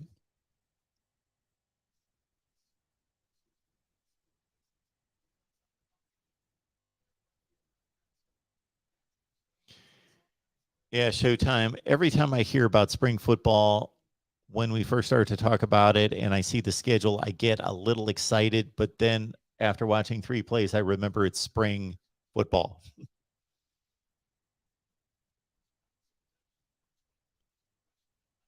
Yakov 22. Mark, in the 1980s, did you attend any Cleveland Force games? I went to several. Well, let me tell you this. I hate soccer. And indoor soccer is even more of a joke. And therefore, I, though, attended one. And the reason I attended it was because my friend and his dad's company, they did work on the Coliseum. So they did construction work and masonry type work at the Coliseum in Richfield. So they got free Force tickets. So I went one time for free. And I have no recollection of it. And I hated the Cleveland Force. I don't even know how to say it anymore. I despised it. I thought it was just a waste of time, and I hated it. Hated it beyond belief, beyond description. Welcome into the Voice of College Football. Who's on the line? Well, we've gotten into soccer on Mark Rogers TV. Yeah, and how much I hate college football. Yes. Talking about your old days. I missed the Richfield Coliseum. I just want to say that. I was a big fan, to be honest with you. Oh, the Force? No, just the Richfield Coliseum. Oh, the Richfield Coliseum. Yeah, I missed that place. Used to be a great place for Cavs games. Oh yeah. Yep. Hey, I watching the spring game. I just a few observations. I posted something in the chat. I don't know, is it me, but the more I see Mayan Williams run the ball, the more I like it. You know, I do mean, too. I just think this guy's really good, and I don't know if the general feeling from your Ohio State people if he's going to get more carries this year, but I think he should. And you know, it's tough because he's going to be throwing the ball, I think, a fair amount this year, but. And obviously the presence of Trayvon Henderson, but I would just every time he runs the ball, it just seems like something positive happens. So he has a reputation for being and also having the nickname of a bowling ball. But unless we were missing something last year and the year before in those limited amount of touches, what I've seen today is that he has worked on his quickness and speed. Right. Yeah, he had a little bit of a burst. You know, what surprised me is, you know, he busted out with that, what was basically almost a 200-yard game against Minnesota to start the season. And then it was like, you know, where did you go for whatever reason, you know, a few games after that? I don't know. I still don't know what happened there. But, you know, I mean, obviously Trayvon Henderson was a large part of that, I guess. But, you know, I mean, you know, it was still been nice to see him get some carries, you know, even over that stretch of period of time. I will say about the offense, I think the depth at wide receiver is just amazing on this football team. I marvel at how well Brian Hartline's recruited the wide receiver position. I don't know if you've ever seen anything like this, Mark, but the depth is just unbelievable. I will say yes and no. The yes would go toward Alabama from the top end of the room, but when you talk about 7 or 8 deep, no, not seeing anything like it. It's crazy good. Yeah, I mean, I honestly think they've got 5 guys who might be able to contribute this year at wide receiver. So I am excited about the defense. I think it's going to be better. As I've long since said, you know, it's going to depend. I mean, they have to find an alpha on that defensive line. Every good Ohio State defense has had one all the way back to the 90s. And, you know, who's going to be the impact guy on the defensive line? I think it's probably either going to be JTT or Sawyer would be the most likely candidates, although it might be time for Zach Harrison to do something.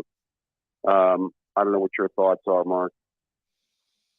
Well, my thoughts are basically that they've recruited a bunch of 5-stars, and I understand the 2 that did not show us a ton last year in Sawyer and Tuimoloau because of their lack of experience. I think we expect too much possibly of certain 5-stars, but now is the time. Yeah, and that's one of the reasons why you recruit multiple ones, because some will be a bust or just turn out to be serviceable players. Right. Yeah, and depth on defensive line, you know, as the SEC has taught us over the years, is pretty important. You know, as I say, it's one of the 2 or 3 positions in football that moves the needle. So, and, you know, I think they got pretty good depth at defensive tackle. I think they're going to be solid at that position. I'm actually confident in their corners this year. I think their corners are going to be pretty good. I think so too. You know, it's crazy. I'm just noticing this, Mark, and you know what is making me feel, well, other than the mirror that's making me feel older, this year they're about to celebrate the 20th anniversary of the 2002 national title team. Yeah, boy. I mean, does that put things in perspective, or does that put things into perspective? I know, and I just had a pretty lengthy conversation with a friend about that game just yesterday because I don't know what was mentioned that brought it up, and then I relayed to him that I've had some pretty interesting interactions with folks on our Miami channel in the last couple of weeks about that game and some things that they somewhat misconstrue about the arguments that I make at times. And he was at the game and just kind of recanted a lot of memories that he had of the game and the play and the aftermath of it all. And 20 years. Wow. It's interesting. Ohio State, that's kind of a definitive championship game, because that took two programs in completely opposite directions after that game, didn't it, Mark? Yeah, it certainly did. One just kind of continued to soar. Obviously, right. For Ohio State's portion of that, it wouldn't have been difficult to see them continue on that path, considering what Cooper had accomplished between 93 and 98. But by the time we roll around to 2002, you're looking at 3 consecutive pretty marginal seasons. Yep. So that had been separated from so for Jim Tressel to come in and establish them as a power and bring them to that point that quickly, it was monumental for Ohio State and for Miami, of course. They never made it back to that point, and within about 3 years were pretty marginal. Right. Well, and a few observations. I mean, just a couple things. I mean, I always said that I divided the Cooper era into basically 3 parts. That 1988 to 1992, where he never won more than 8 games and never won a bowl game. And then 93 to 98, where he had his best run of football. In fact, some of the best teams I've ever seen were from 93 to 98, including what I think the best team was in 98. But then that last part, as you mentioned, the way he left things was kind of a dumpster fire, those last couple years. And, to see Tressel pick up the pieces and basically win with his players. Because, we've talked about it before, majority of those players were Cooper's players. So, it's amazing how that kind of started the run, though. It's, with of both programs, one greatness and one not so good. But, it'd be interesting, Mark. I kind of feel the same way about the 2006 game. We could say the same thing about the 2006 game against Florida, couldn't we, to some extent? The 2006 game against Florida. Now, how did that send those programs in opposite directions? Well, what I would say is that spoke a larger to the point to the conferences. I think that sent the Big Ten in a different direction, and it certainly set the SEC in a different direction. Okay, I guess. I mean, because that started their run. And I think that kind of started, I think Big Ten football kind of went downhill for a few years after that, where it was kind of marginal Big Ten play. Now, Ohio State, I would say, still kept up their end of the bargain and was still playing at a fairly high level. But I think it certainly maybe changed the trajectory of the two conferences, is where I was going with that. I don't know if you have the same thoughts on that. But well, I understand that people that like narratives to fit the reality that may well in fact have had an impact, just like the Fiesta Bowl of 03 might have had an impact. I see them more as symbolic. I don't think it had anything to do with, it certainly wasn't positive for Ohio State or the Big Ten, and it was positive for Florida and the SEC, but I don't think that, I think it's just more symbolic than anything. That's true. Yeah, maybe you're right. Yeah, it's interesting. I bet you the majority of those players on the 02 team were recruited by John Cooper. Actually, a majority of those players that Meyer had on his 06 team were recruited by Ron Zook. Yeah, they certainly were, because that was only his second season. Yep. Yeah. Well, that's what I was saying about Urban. Urban kind of stepped into a couple of good situations there, I think, in both places. And that always helps. I mean, you know what I mean? Versus, when he had to take over at Bowling Green, Yeah, so those previous coaches need to be given credit for acquiring the talent. Absolutely. Yeah, they didn't leave the cupboard bare. That's all I was going to say. Well, Mark, are you going to be doing any more live streams in the future here? Well, we are going to go on with Miami after their spring game. I've got to be able to watch it first. So 3:30 for Miami. Yes, that's next up. Okay. So you have to watch that entire thing, Miami, Mark. And I feel for you there, my friend. I feel for anybody that watches any spring football. even watching this over the last couple hours, it's I get excited for it because there are names and jerseys on a football field, and I then am rudely awakened to 3 plays, and this is a bunch of practice. I will say this: it's kind of nice that they did the tackling today, in the spring game, and it wasn't just all two-handed touch. Yep, for sure. All right, David. It's a pleasure, Mark. You take care of yourself. Thank you so much. Appreciate it.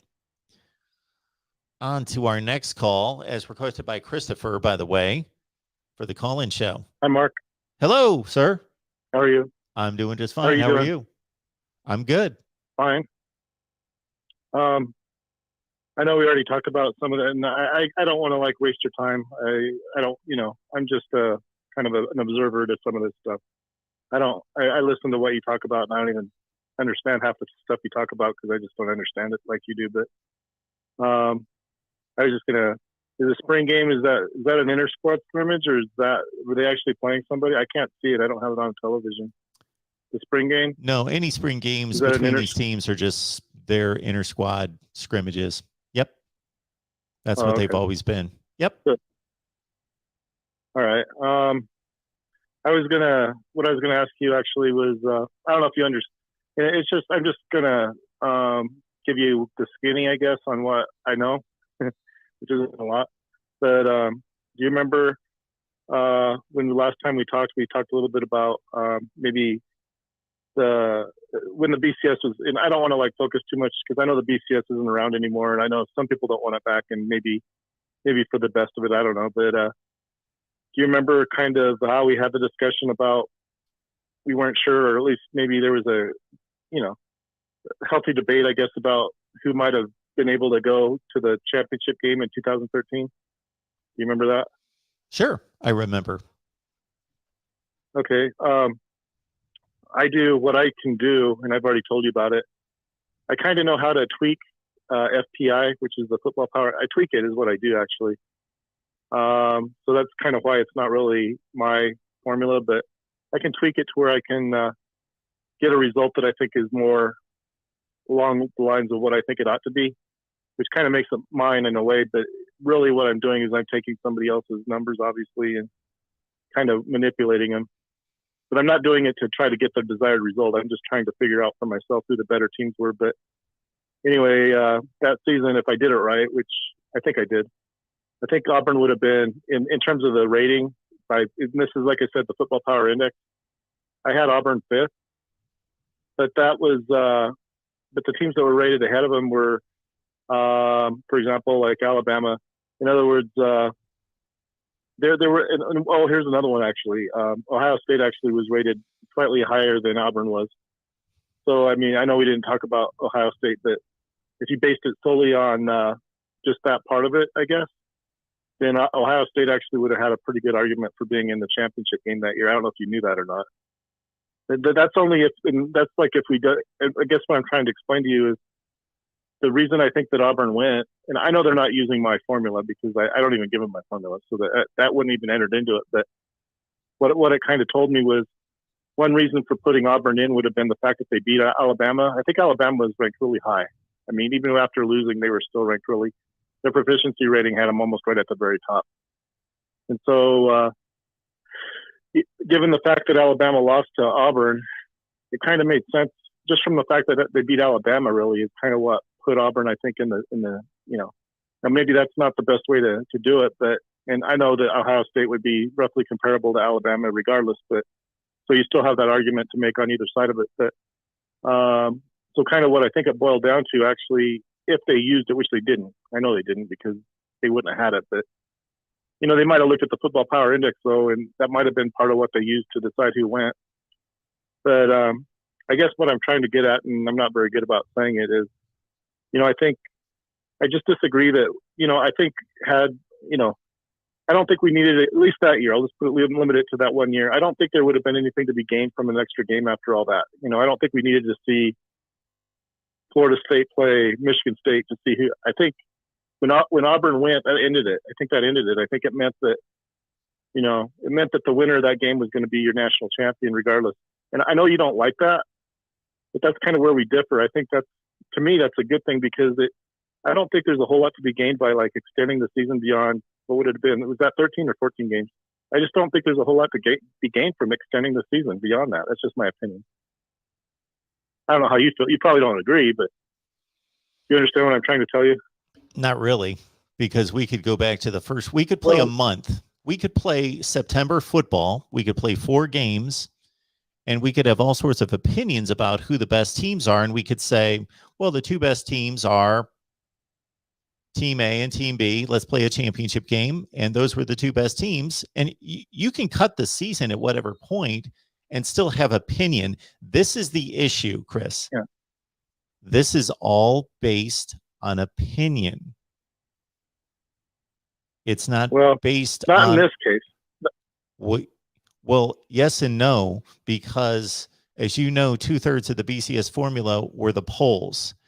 And as I understand it, I've heard this stated and I've read it a number of times. I can't statistically verify it, but I've heard it stated enough that I believe it's the truth that during the entirety of the BCS, that the computer conclusion of the rankings did not have any impact or never overrode what the polls were. So we basically still had humans voting in the national championship competitors. They were still voted in by people. I think there actually was one exception to that. Okay. Well, 1 out of 13 years or 16 years. 2001, I'm almost positive that Oregon was, unless I could be wrong. That was my impression was that Oregon, one of the reasons that Oregon didn't go was they didn't have they weren't using the right formula or something to the effect that it should have been Oregon, I guess. But so the example that you're giving us is that in that one season of 2001, in which Oregon was better qualified to play in the championship game than Nebraska, the people, the moronic voters, voted in a team that could not compete in a national championship game, Nebraska, into the championship game. Mm-hmm. I don't know. You're kind of delving into things that I don't really think about, to be honest with you, Mark. I don't really worry about how you're probably right about, what's the point of having 3 different polls that are going to contrast and try to make up I understand kind of why that's not necessarily the right way to go, but, I know, for example, the big question, I think when when Auburn got left out, I think there was a debate about whether or not, and I can't remember exactly why, but had something to do with the polling metric that it should have probably put Auburn in there, but then they had something else that they used that didn't put Auburn in it, and it was just kind of crazy. And I think they tried to fix that later. But so I know what you're saying. It wasn't like a model formula that they would use that would have guaranteed the right pairing every year. But I do kind of think that at least in that one particular year, 2013, I don't want to get into every year. That's why I'm limiting it to 1 year, but. Just from my own perspective and my own,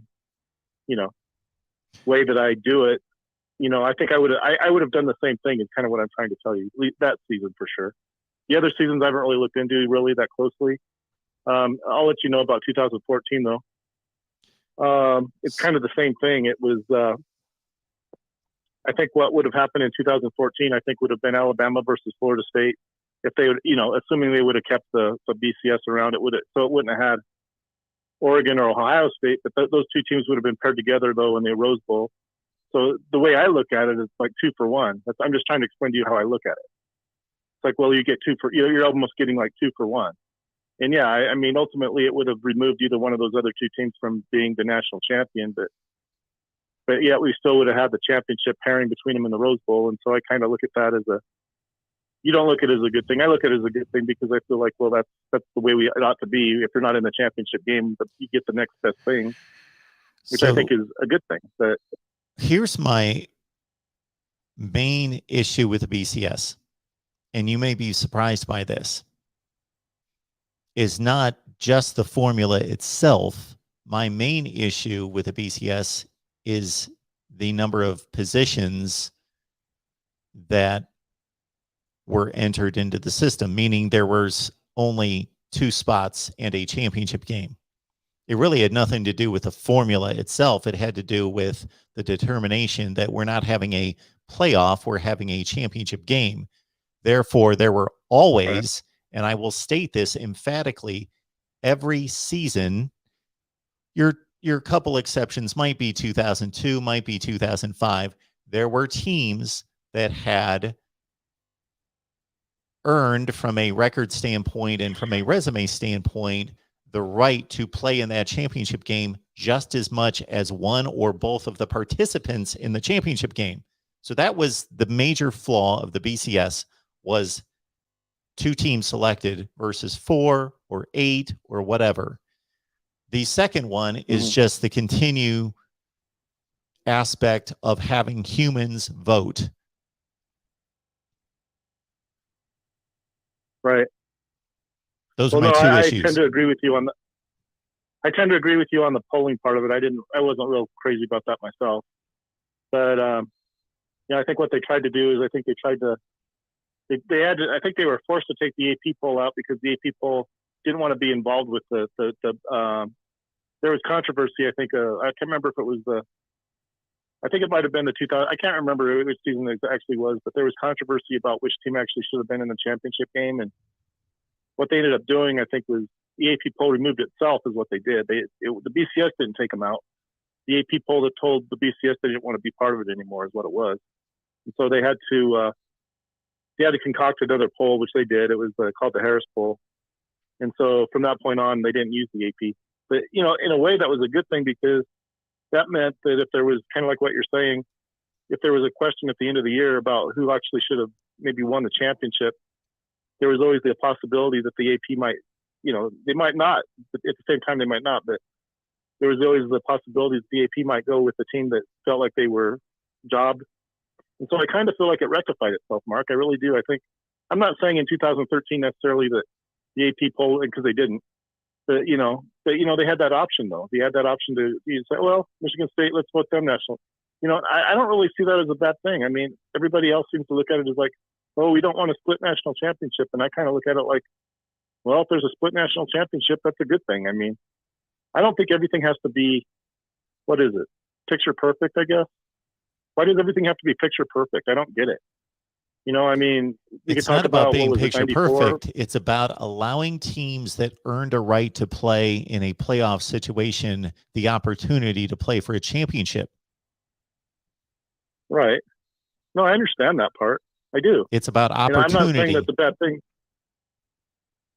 Well, for example, 1991. So there were 2. I mean, but we didn't know there was going to be 2 until after, it just worked out that way, right? I mean, Washington, was it Purdue? I don't really remember. It's been so long ago.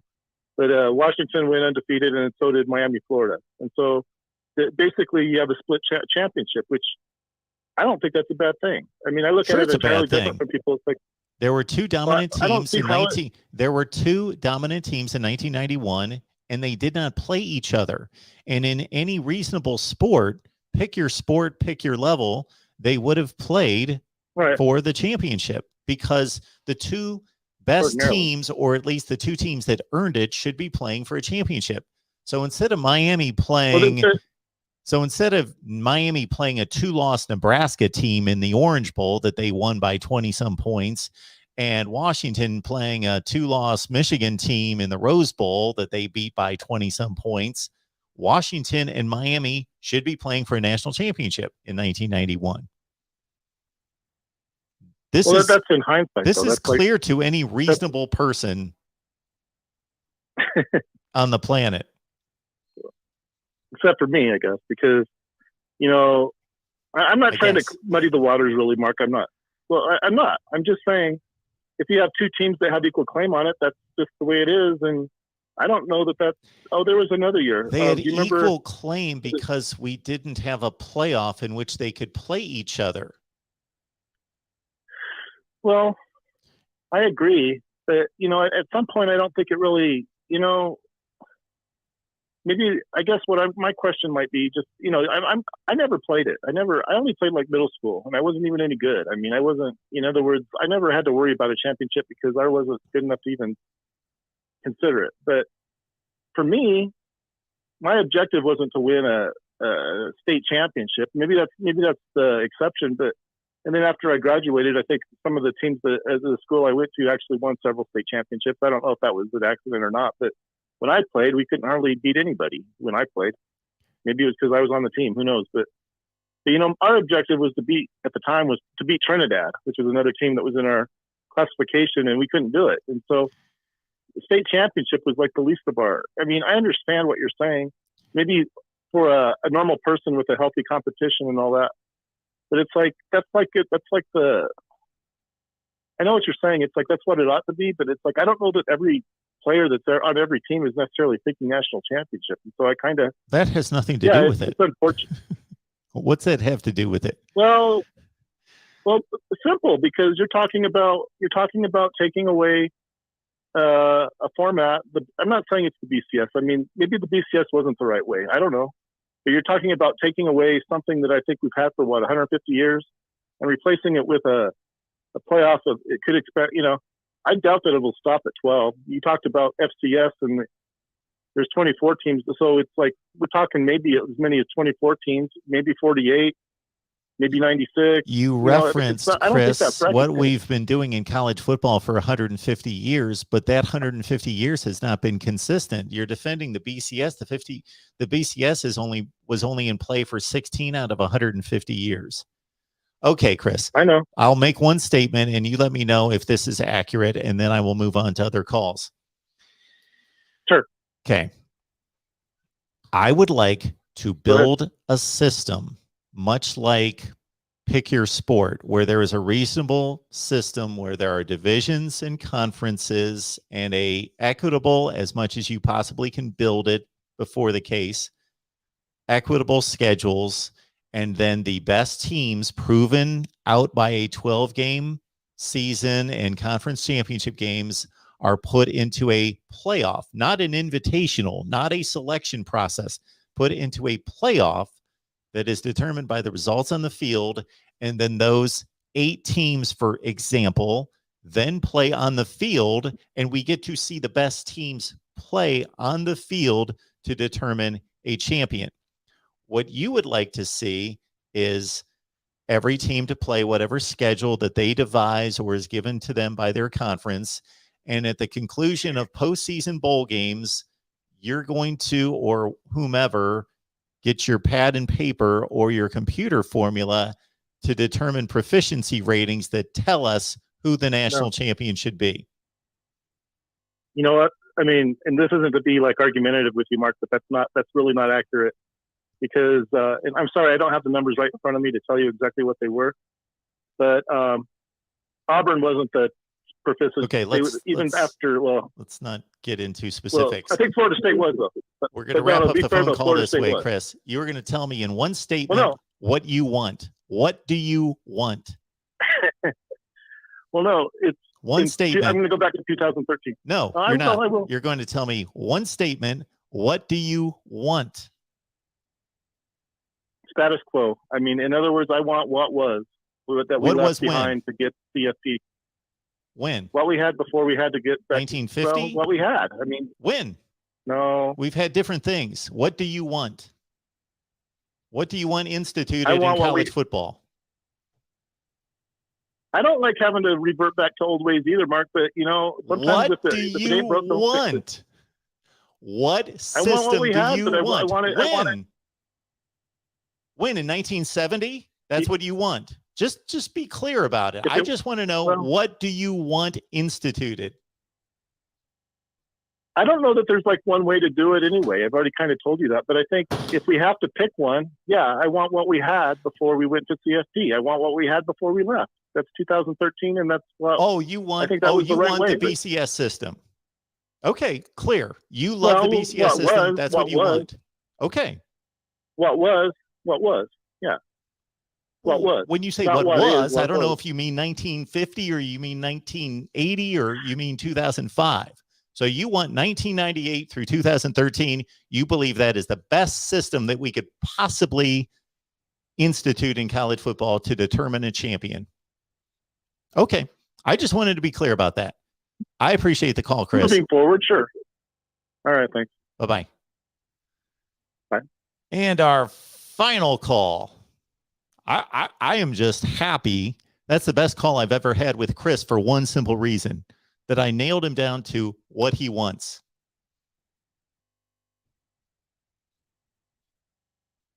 There's not a right, there's not a wrong to that. Welcome into the Voice of College Football. What you got for me? Hello, Mark. It's the real MVP. Hey, man. Hey, man. Once again, you demonstrate the patience of Job between Easter and Good Friday. So God bless you, Mark. Job was a good man, so I'll take that.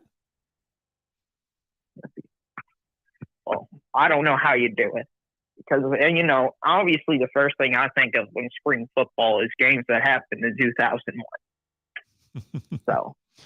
Yeah, this is a Ohio State spring game watch party that turned into, yes, all of that. So that's fine. So, Mark, did you Scarlet beat Gray 34-26? I think that was the final score. All right. So, do you have any thoughts about the spring game? Was there somebody that stood out to you, somebody that disappointed you? Yes, I wrote down three names. A certain group that... Okay. Jordan Hancock, he plays cornerback at Ohio State. He made some exceptional plays on the ball. Kion Graves is a wide receiver that gets not recognized because of the great wide receiver room, but he is an incoming freshman as a top 15 wide receiver in the country. He made some really good plays, as did Kai Stokes, a defensive back for Ohio State. And I think that both backup quarterbacks threw the ball well, didn't make mistakes, and threw the ball on time and hit guys in stride and where they needed to be thrown to. So Kyle McCord and Devin Brown. Okay, and there was a lot of questions about the defense entering the season. Has any of those questions been answered, or has your fears about the defense being like they were last year calmed because of the spring game? Well, because of the nature of the spring game, very few questions can be answered here. But I will say that I saw more defensive backs that were aggressive and in tight coverage and breaking on the football than we've seen in a few years. Okay, because I remember after the Clemson spring game of the firestorm it created with how bad their quarterbacks was. Yes. And people have completely abandoned the Clemson ship. I mean, completely abandoned it. So where people are saying they're not even going to win their division anymore. That's an interesting comment that you make there, the real MVP, because I got to say, I'm a big Clemson guy this year. Hang on. To a certain extent, like I was going into the process thinking Clemson should be back to normal and all that. But I watched the spring game. I put the quarterback's performance together with what I saw last season. I didn't see much difference. And I thought, all right, they've got to play Notre Dame out of conference, and they've got an NC State team that I think is going to be really good. And they've got a game against South Carolina at the end of the year. And by the time Shane Beamer continues to mold that team, who knows how good they're going to be. And wow, they're going to have to play. They can't win every game 3-0. So I don't know. And they're fourth in our ever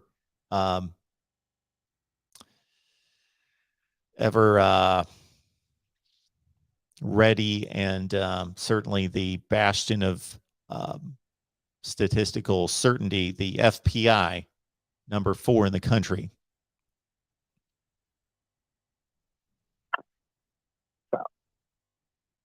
Well, I mean, you've got that same bastion of knowledge has Auburn at 10. So I'm starting to lose faith in it just a little bit.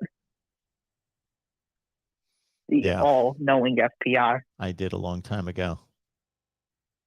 Well, I'm being sarcastic, Mark. Oh, I know you're. Well,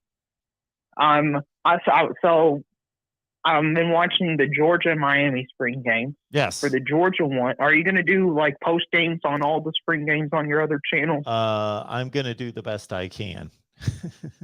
Meaning when I get off here, I've got to zip through the Miami game and then be ready for 3:30. Boy, I wanted to be off here at 2. So I'm going to are be you going ready to for make like 3:30. videos at certain points about here's like Virginia Tech plays at 4? Is there going to be a video about the Virginia Tech spring post? There's going to be as many game, as like I can get on? to, with certain teams taking precedence, of course, meaning Alabama and Georgia. Yeah, well, in the Miami game, Tyler Van Dyke, he looked good. I don't think he's as hyped up as the Miami mans have been telling me. They're claiming they're going 11-1, making the playoffs, all that stuff. That's not happening this year, Miami man. Sorry about it. The backup does look good in Garcia, though. I really was impressed by him. But Tyler Van Dyke, he threw 21 of 33, almost 200 yards, and he had a touchdown. So he had a solid day, but there was a lot of overthrown balls, just a lot of bad misses.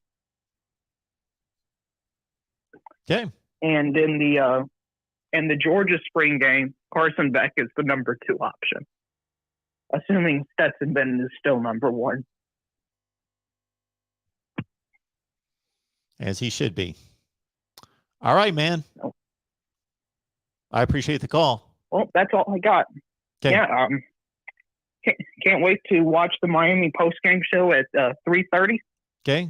And let's try to hit 50 likes on this video. Thanks, man. Have a good day. No. We'll see you. Yeah, no problem. All right. Let's take our last call. I did want to be out of here at 2, but welcome into the Voice of College Football. Who's on the line? This is Jalen. Jalen. How you doing? Yes, sir. I'm doing well. Thanks for having me on. Sure. Yeah, I really Thank you. kind of wanted to come in. Oh, sorry to interrupt you. Yeah, no, really just kind of wanted to get your thoughts. Obviously, with the Ohio State spring game just happening, obviously some interesting takes there. Biggest thing I'm coming away from that I really just kind of think about is how freaky is this D-line going to be, right? You think about the guys that they don't even have in yet. So you hear a lot about Caden Curry, but, I mean, in this last class, we had 5-star Kenyatta Jackson, and when I watch him, he kind of reminds me of a Leonard Floyd type. So just really would love to get your thoughts on that. Well, I thought that the defensive line last year was disappointing.